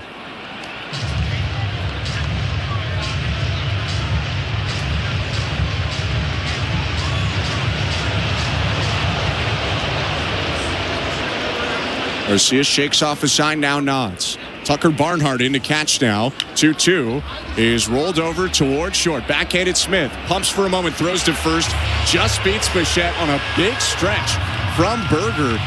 Fell down onto his stomach after catching that ball that was headed toward the right field side. Good play by Berger. 2 down. Well, it looked like Josh Smith double pumped there. Probably didn't get a good handle on that baseball. But like you said, Jake Berger over there with an incredible play.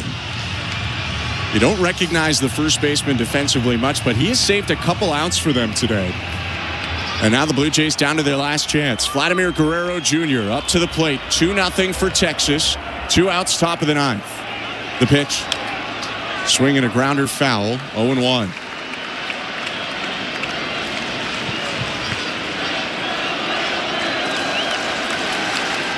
His father once an all-star for the Texas Rangers in the back end of his career.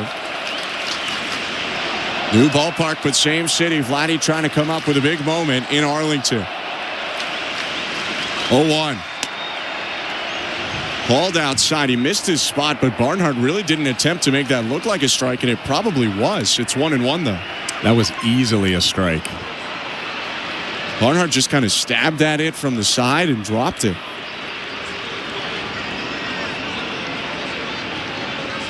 1-1 pitch. In the dirt, 2 balls, 1 strike.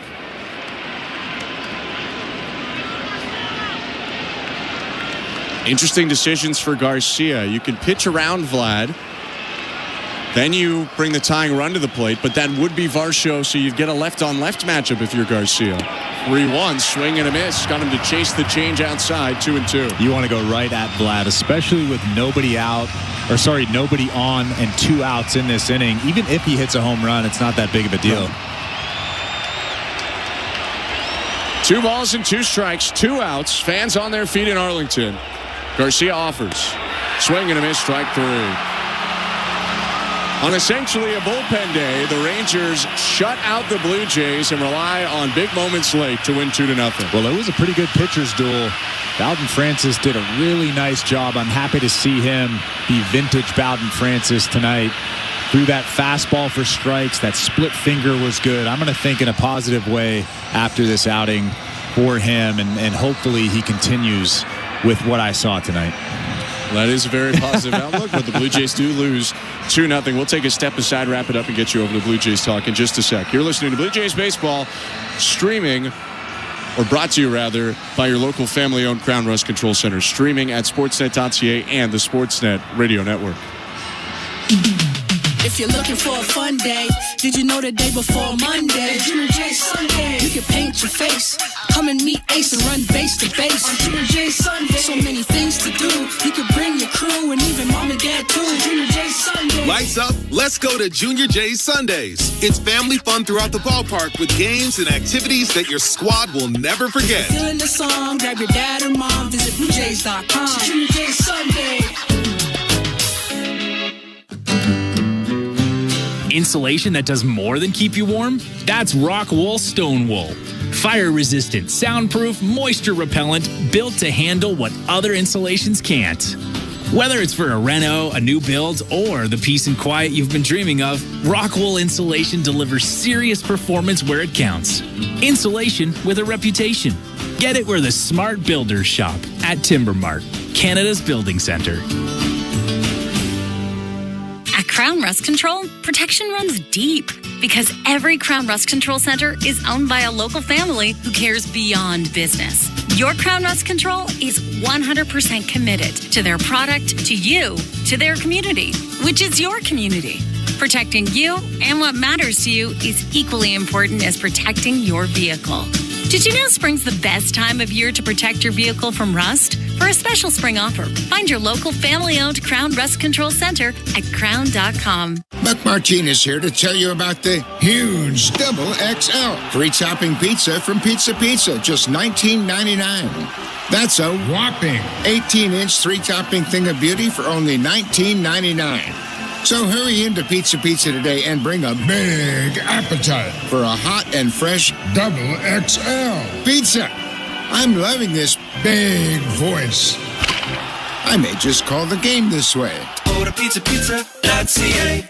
This is Toronto Blue Jays baseball. Swing and a miss, strike 3. Jays win it 3-1 on Sportsnet 590 The Fan and the Sportsnet Radio Network.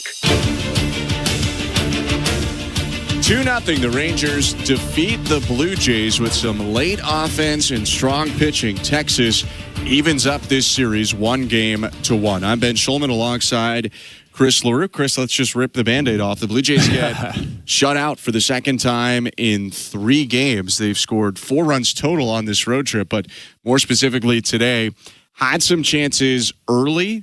Doubles to lead off the first and second didn't come through, and then had a little bit going with some walks and singles later, but just couldn't string anything together against essentially a bullpen day today for the Rangers. Yeah, and I think that's the biggest thing. The Blue Jays just couldn't string really anything together. They couldn't come up with the big hit when they needed to. Even when they had guys in scoring position and nobody out or one out, good teams come through in those types of situations. If the Blue Jays have aspirations of being in the playoffs, of potentially being in a World Series, I know those are lofty goals, but they have to come through in situations like that. They have to come through with the big hit at least one time in a ball game. I mean, lofty goal, but the stated goal of the team going into the season. And so they did not come up with the big hit. They went 0 for 10 with runners in scoring position, and worse than that with runners on base.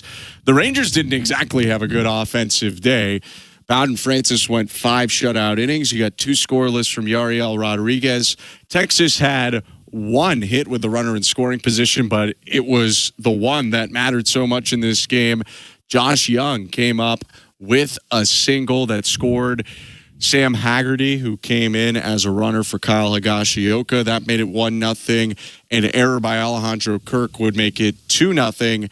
And that was all the Blue Jays had. I mean, you did mention it, and we shouldn't ignore it. Bowden Francis, strong today. He went 5 scoreless innings. What do you think you saw from him that maybe we haven't seen in the last couple? Well, I think it's just the location of the fastball. That's something that is really, really important for him to have success.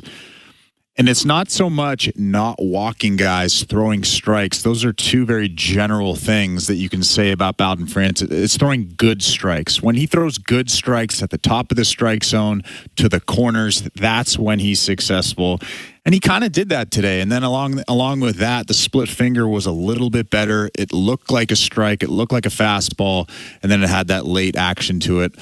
Sort of vintage Bowden Francis today, and I'm excited about that. He picks up a no decision today as the Blue Jays lose 2-0. No runs for Toronto on 4 hits, 2 errors, 11 left. 2 runs, 6 hits, no errors, 5 left for the Rangers. Luke Jackson with his first win of the year. He wins in relief to go to 1-4.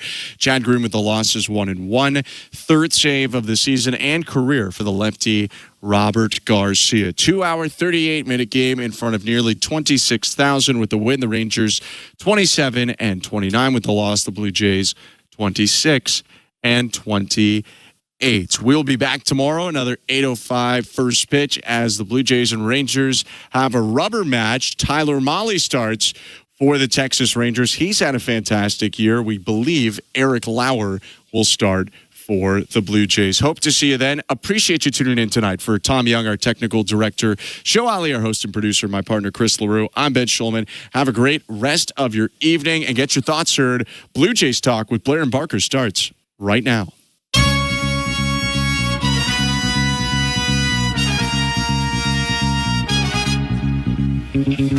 My God, Kevin Barker, your team's awful.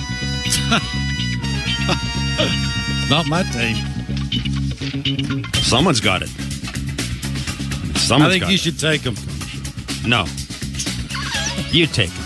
I don't want them. No, you take them. No, you take them. You take them. 2-0 the oh, boy. Blue Jays losing to the Texas Rangers. Yeah. I mean, this is pretty much the same post-game show as the one we did last night, to be honest, folks. Where to begin, Kevin? The Jays runners in scoring position. How about that? 1 for 22 with runners in scoring position through the first 2 games of this series. Nathan Eovaldi left tonight's game. One of the, I mean, God Almighty, you can't even take advantage of this break. Nathan Eovaldi left the game tonight after 2 innings with right triceps fatigue. Yeah, I mean, it didn't make a difference to the Blue Jays. you didn't matter who was pitching tonight for them. But Kevin, 0 for 10 with runners in scoring position. Same issue this team has had all year. This team does get runners on base. This team even makes contact every now and then. We've talked about the batting average as a team, but there's no slug. And I got to ask you, and this is not a second guess, because I texted you as soon as Michael Stefanik stepped up to the plate in the fifth inning. Yeah. Now, I'm no khaki. Okay. But I have no idea when you're begging for offense. Yeah. And it may not have. Maybe John Schneider just knows it isn't going to work. I don't know. But I have no idea why you wouldn't move Ernie Clement to second and let Bo and Vladdy have a shot at driving him in. I just don't. I don't get it. It's Michael Stefanik. I just don't get it. It's not the only reason they lost, obviously. Again, they were 0 for 10 with runners in scoring position. Yeah. They did nothing on the bases. Okay. They didn't start a runner. Buck mentioned during the game, neither of these teams are good offensively. They're both brutal offensive teams. Yeah. And it's like they just stood around waiting for a miracle.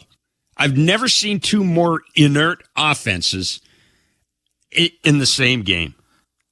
Yeah. Okay. I don't know when you wanted John Snyder to start runners. I mean, the first inning he couldn't do it. Vladdy's coming up. Farsha's coming up. Kirk's coming up.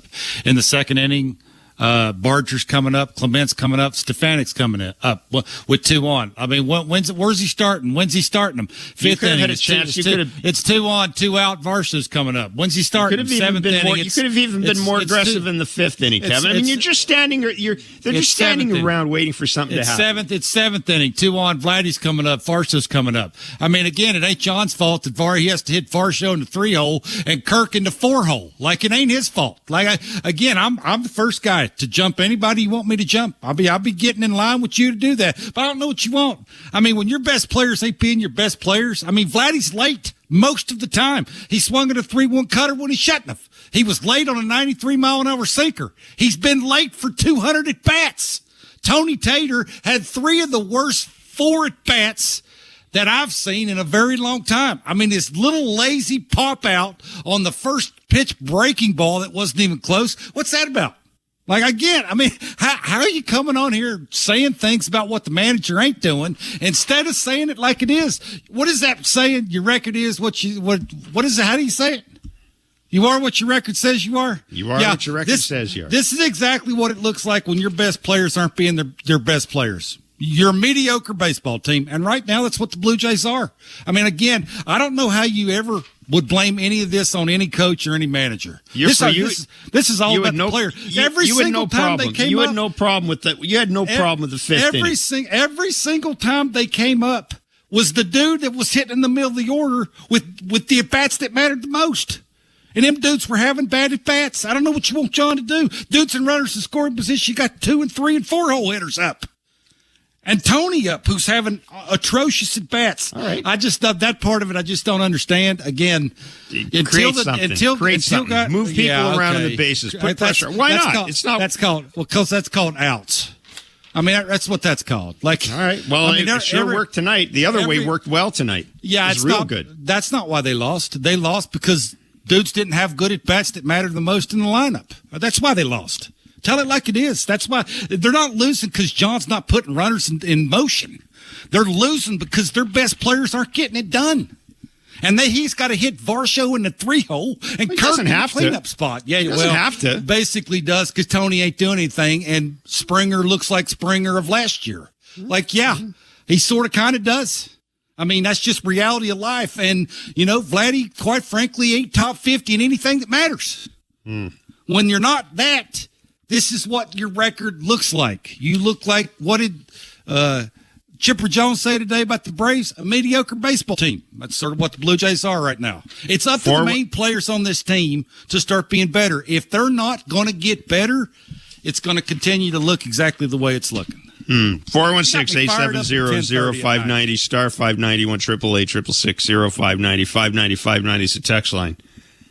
The Toronto Blue Jays standing around waiting for something to happen tonight. Nothing happened, as is normally the case with this team. There you go. Good outing for Bowden Francis. which is a positive. We talked about that. I mean, the starting pitching. The starting pitching about a week ago, 10 days ago, looked a little threadbare. That seems to have righted itself. Again, good enough to win. All you need is a couple of hits here, and Bowden Francis is a winner. Yeah. But, and it's hard to argue with you about Anthony Santander. I mean, again, at this point in time, I'm hoping he's hurt. You know what I mean? I don't want anybody to be hurt. But sweet Jesus, I hope this isn't what we're going to get for the next however many years. If he's playing, he's telling you he's not hurt. Hey, let's get back to Bowden because that's a positive, right? I think because he threw the fastballs 51% or 51 times, that allowed him not to have to throw curveballs. Curveballs been getting hammered. 467 slugging over, or OPS over 1100. When his fastball's good, all of his other pitches, you don't have to throw as much. Dave in North Vancouver, you're on Blue Jays Talk. Gentlemen,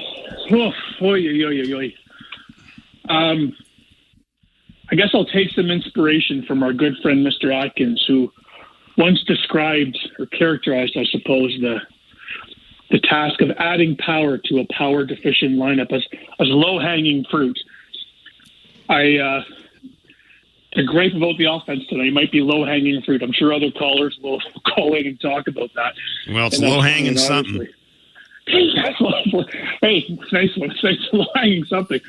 I guess what I wanted to call in, because I was out kayaking this evening listening to the game, so I'm in a zen positive of space. I wanted to make a positive comment if I could. Wyrod. Yes. I mean, over the last few weeks, he has got to be one of the best relievers in baseball. Not only that, but when I watch him, and obviously I was on the radio tonight, but he just seems to have this sort of controlled confidence up there where he's towing the line between emotion, but it's under control, and it's just to see him have a great outing tonight. Again, it seems like he's just heading in a real positive direction, and he's one of the most exciting things happening with this team right now. And if we're looking for positive, that's one of them. So I'd love to hear your comments about him and where he's headed, because it just strikes me that he's got to be one of the best relievers in baseball the last few weeks, and that's exciting. Love the show, guys. Have a good night. Thanks, Dave. Take care. Unlike the Jays, Dave was above water. Get it? Because 500, you're below water. Good one. Dave was. Yeah, there you go. He has been awfully good. Yeah, look, I think you give everybody around him credit, including himself. He needed to make a mechanical change. He needed to get in a better mind routine, and I think Dave said it exactly right. He just looks under control out there, and they've I'm not saying forced, but they suggested you got a good slider, throw it more. Right? It make your fastball better. All of a sudden now, because of that, because you're under control mentally, because you've made a hand adjustment, right? You've lowered it to your belt instead of a little higher. That creates a little bit of momentum. It just sort of gets it to the belt, gets it to the wings, right? When the hands are separated, it gets the wings out front, just creates a little bit more momentum towards where you want the ball to end up, which is a giant deal. He's oozing confidence. When you're oozing confidence, you got good stuff. I mean, there's been a bunch of catchers that we've been around, Jeff, that have told us over and over and over again how good this dude's stuff is. Well, they must have known what they were talking about. Because, you make some mental changes, you make some mechanical changes, you start throwing a pitch more than the other ones. This is sort of what it looks like now, right? I mean, even if Jimmy's out for a little while, I think you feel a little bit confident, if you have the lead in the eighth inning, no matter who he's got to face, that a dude like him can come in and get the 3 outs that are needed. So, yeah, absolutely. Dave, I think, is spot on when it comes to when you're searching for positives. I just think sometimes some people would like to see some positives on the offensive side, not always on the pitching side. And I'm in that camp. I think that's no. I think that's that's pretty fair. If only though there'd been somebody who'd been saying all along that Yariel Rodriguez was a reliever and not a starter. If only we could find somebody who thought that. If only we could find somebody who looked at Yariel Rodriguez and said, the last time this guy had any success, it was as a closer in Japan. Maybe we ought to just stick him in the bullpen instead of trying to turn him into a starter. I mean, to be not to give that guy so much credit because I know he's searching for it.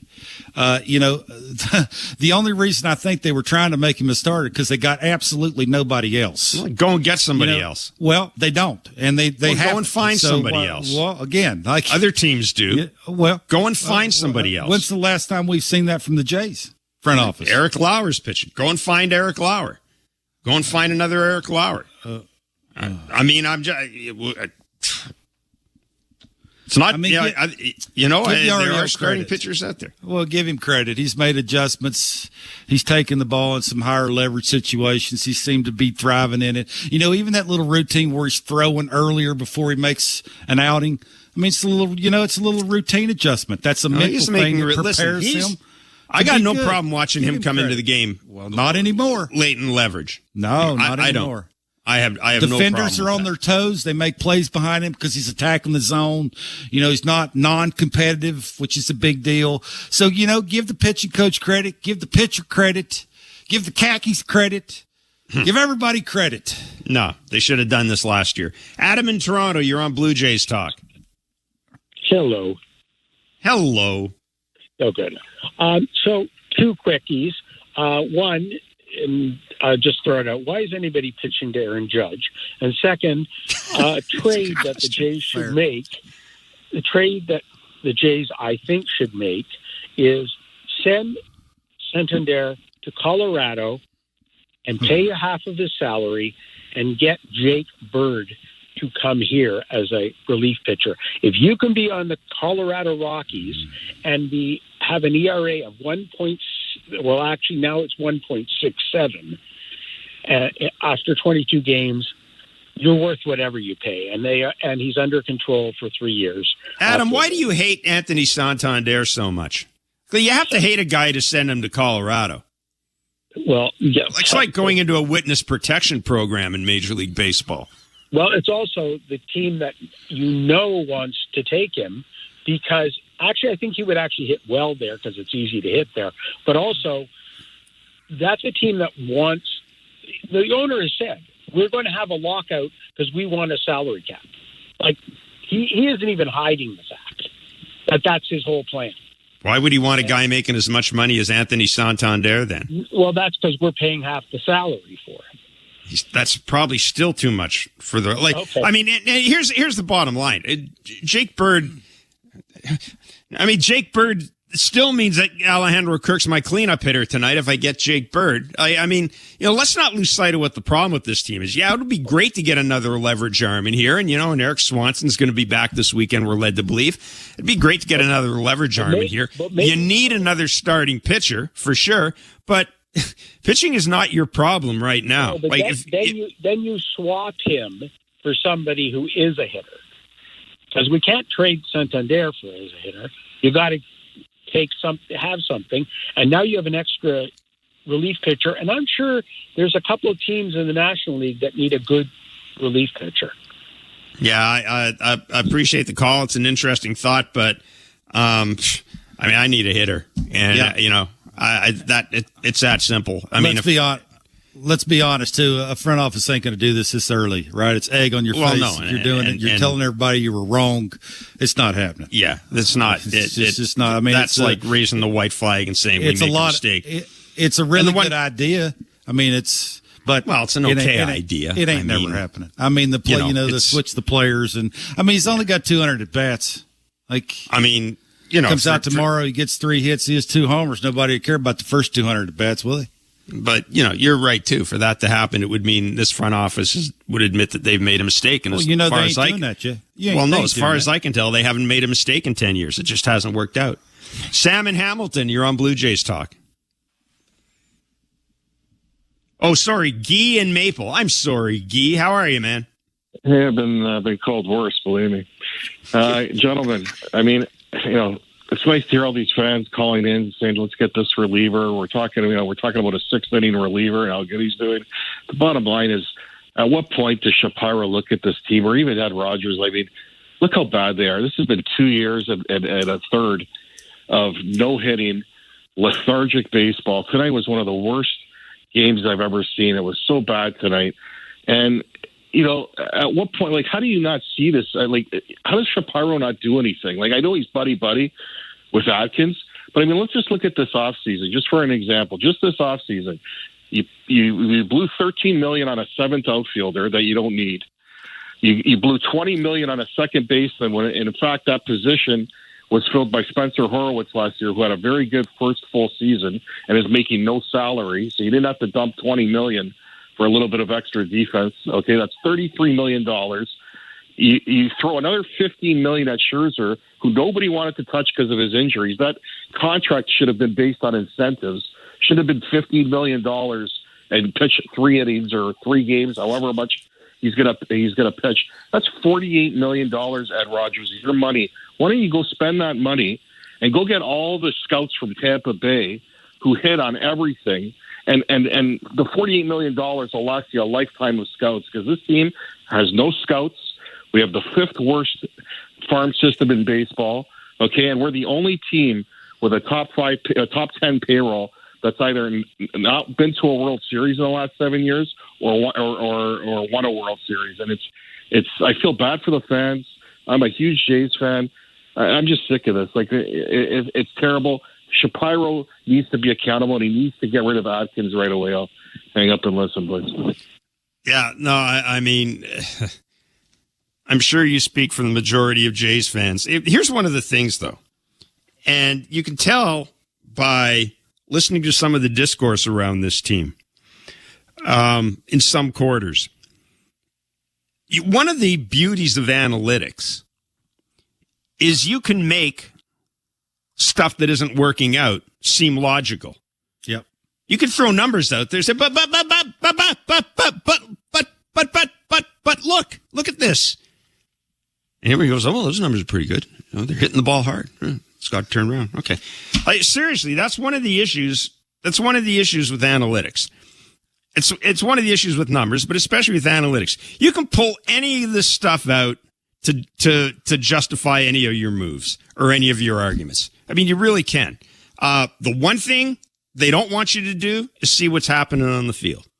And it's hard to argue with you. Look, I went into this year, Kevin, I think you felt the same way. Yep. I thought this lineup was the best, had the potential, I'm going to say, had the potential to be the best offensive lineup they had since Teoscar and Lourdes were having too much fun.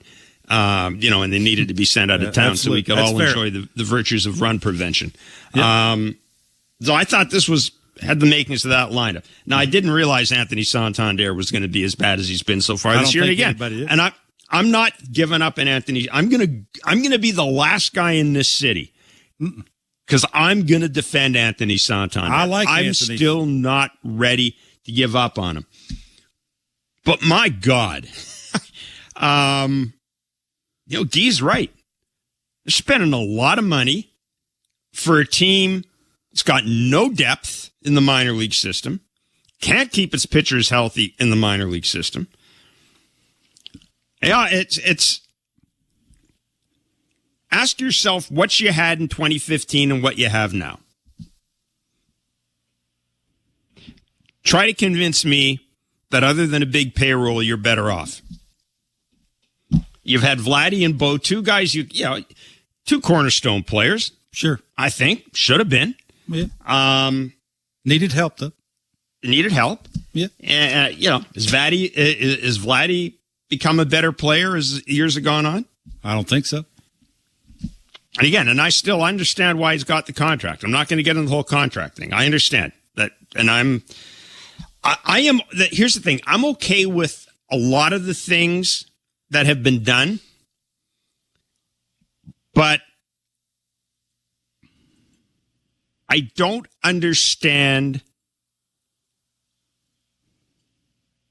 the amount of faith this front office has put in itself.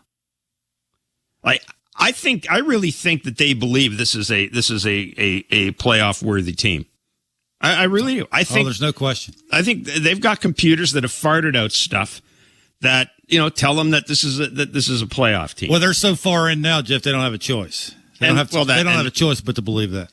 Yeah, I mean, in a way, you're right. You can't come out and say it's not a playoff team. No. But it's just the lineup's just not good enough. It's not. It's just not. Again, God love these guys, but let's be clear. Ernie Clement, Michael Stefanik, and I'm not just slagging these guys. No. But they're not everyday players. Ernie Clement's not an everyday player on a playoff team. He's got a roster spot in a playoff team. Damn right he does. Sure. Miles Straw, he has a roster spot in a playoff team, I think. Nathan Lucas looks to me, I'd have him in my team, but I wouldn't want to play him every day. That's not their fault. But at some point you've got to take a realistic look at things. And whatever you're being told by the numbers that you have isn't being reflected by results. And I mean, that's all I got. And you know what Guy said is right. I think reality is your roster is what your roster is, but you got to figure out how to fix your best players. Until they figure out how to get their best players headed in the right direction and consistently staying there. I mean, again, you're exactly right about the names you mentioned and how much they're playing and how probably much they shouldn't be playing. And I mentioned who's hitting third and who's hitting cleanup and, where George Springer's at. But again, I mean, we'll get back to this. Why? And I've said this to you how many times. I just don't understand why the slumps last so long. I mean, it's the big leagues. They've never had more numbers, Jeff. Never. Tim in Alberta has an answer to that question. Okay. I like to hear on the text line. Yeah. Tim on the text line. I figured out Barker's conundrum of why the hitting slumps last so long. Okay. The slump is the norm. Getting briefly hot is the outlier. Well, I mean, I hope he's wrong. But I mean, our listeners do have a sense of humor. They do. They're on point tonight. I just, again, it just is amazing. I mean, I'm sure Tony struggled before. He struggled like this. Did he struggle like this with the Orioles last year? Did it look like this for 200 at-bats? Yep. I mean, you look at it. Jeff, you look at the at-bats, like the 4-pitch K that he had. He took 2 pitches down the middle. Yeah, and then his last at-bat, he swung at the 0-0 curveball, wasn't even close. And, with the other night, everybody was swooning about the 11-pitch at-bat where he had 2 cookies that he couldn't hit. Well, he had more cookies than that. Okay, but well, 2 that I remember. But everybody's going, oh, my God, and it's 11-pitch at-bat. Again, as Josh Donaldson would say, what good is a freaking 11-pitch at-bat if the best pitch was the first one and you fouled it off? Yeah. Anyhow, 416-870-0590. I got you fired up a bit tonight. That's good. 416-870-0590, star 591, 888-666-0590. We're going to take a break, come back, look at the out-of-town scoreboard, maybe hear from the skipper, John Schneider, although I don't know what the hell he can say about this. But we'll find out. It's Blue Jays Talk with Blair and Barker on the Sportsnet Radio Network. Timber Mart. Locally owned, proudly Canadian. Your home team advantage with the right materials and the right price. Project know-how that's brought together a wealth of plans and solid advice. Trust your team at your locally owned Timber Mart. Timber Mart always has plans to help you with your plans. Your home, your cottage, your garage, whatever needs your attention first, check the most visited spot on our website for ready-to-order plans to get the job done with Canada's Building Centre. Visit timbermart.ca. At Crown Rust Control Center, protection runs deep because every Crown Rust Control Center is owned by a local family who cares beyond business. Your Crown Rust Control Center is 100% committed to their product, to you, to their community, which is your community. Protecting you and what matters to you is equally important as protecting your vehicle. Did you know spring's the best time of year to protect your vehicle from rust? For a special spring offer, find your local family-owned Crown Rust Control Center at crown.com. Which loony dogger are you? Do you approach Tuesdays with swagger and style? You could be a Rizzy Glizzy. Maybe you're an architect stacking your loony dogs up high. Do you walk into the ballpark with the confidence of an MVD? Then you're the most valuable dogger. This season at Rogers Center, every Tuesday home game is Looney Dogs Night, presented by Schneider's. No matter which loony dogger you are, you'll have the opportunity to purchase $1 hot dogs from various concession stands around the ballpark. Looney Dogs Night, presented by Schneider's. Every Tuesday home game. For tickets, visit Visit BlueJays.com. Tomorrow on Sportsnet. First, Hockey Central tees up the action in the Eastern Conference Final. Then, Stan Coleman in, scores!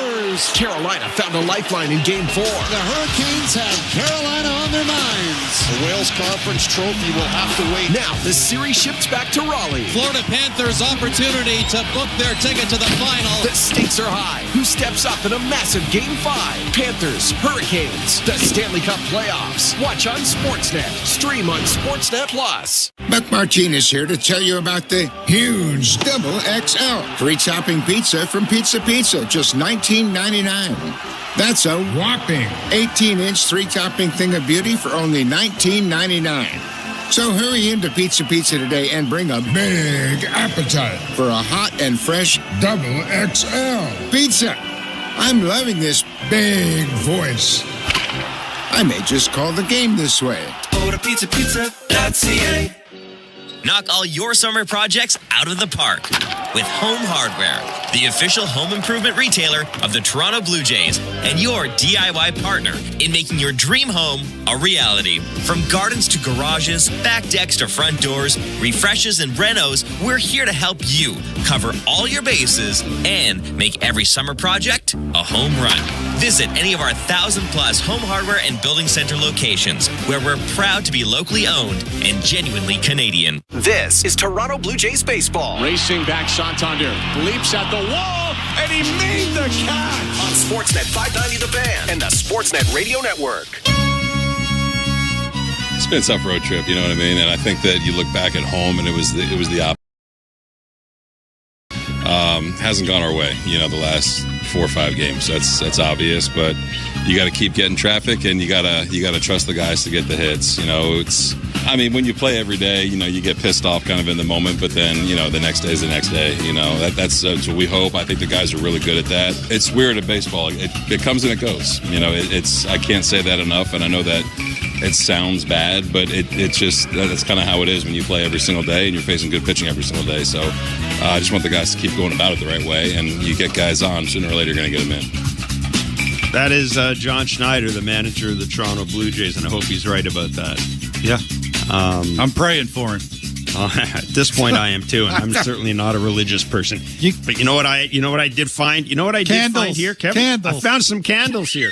How many you got? Can I borrow some? I've got about 30 candles here. I think those are from the last 2 years. I don't know. No, that's for. I don't know what year that's from. That might be from R.A. 2012. Dickey. Could be the R.A. Dickey candle. Yeah, it could very well be.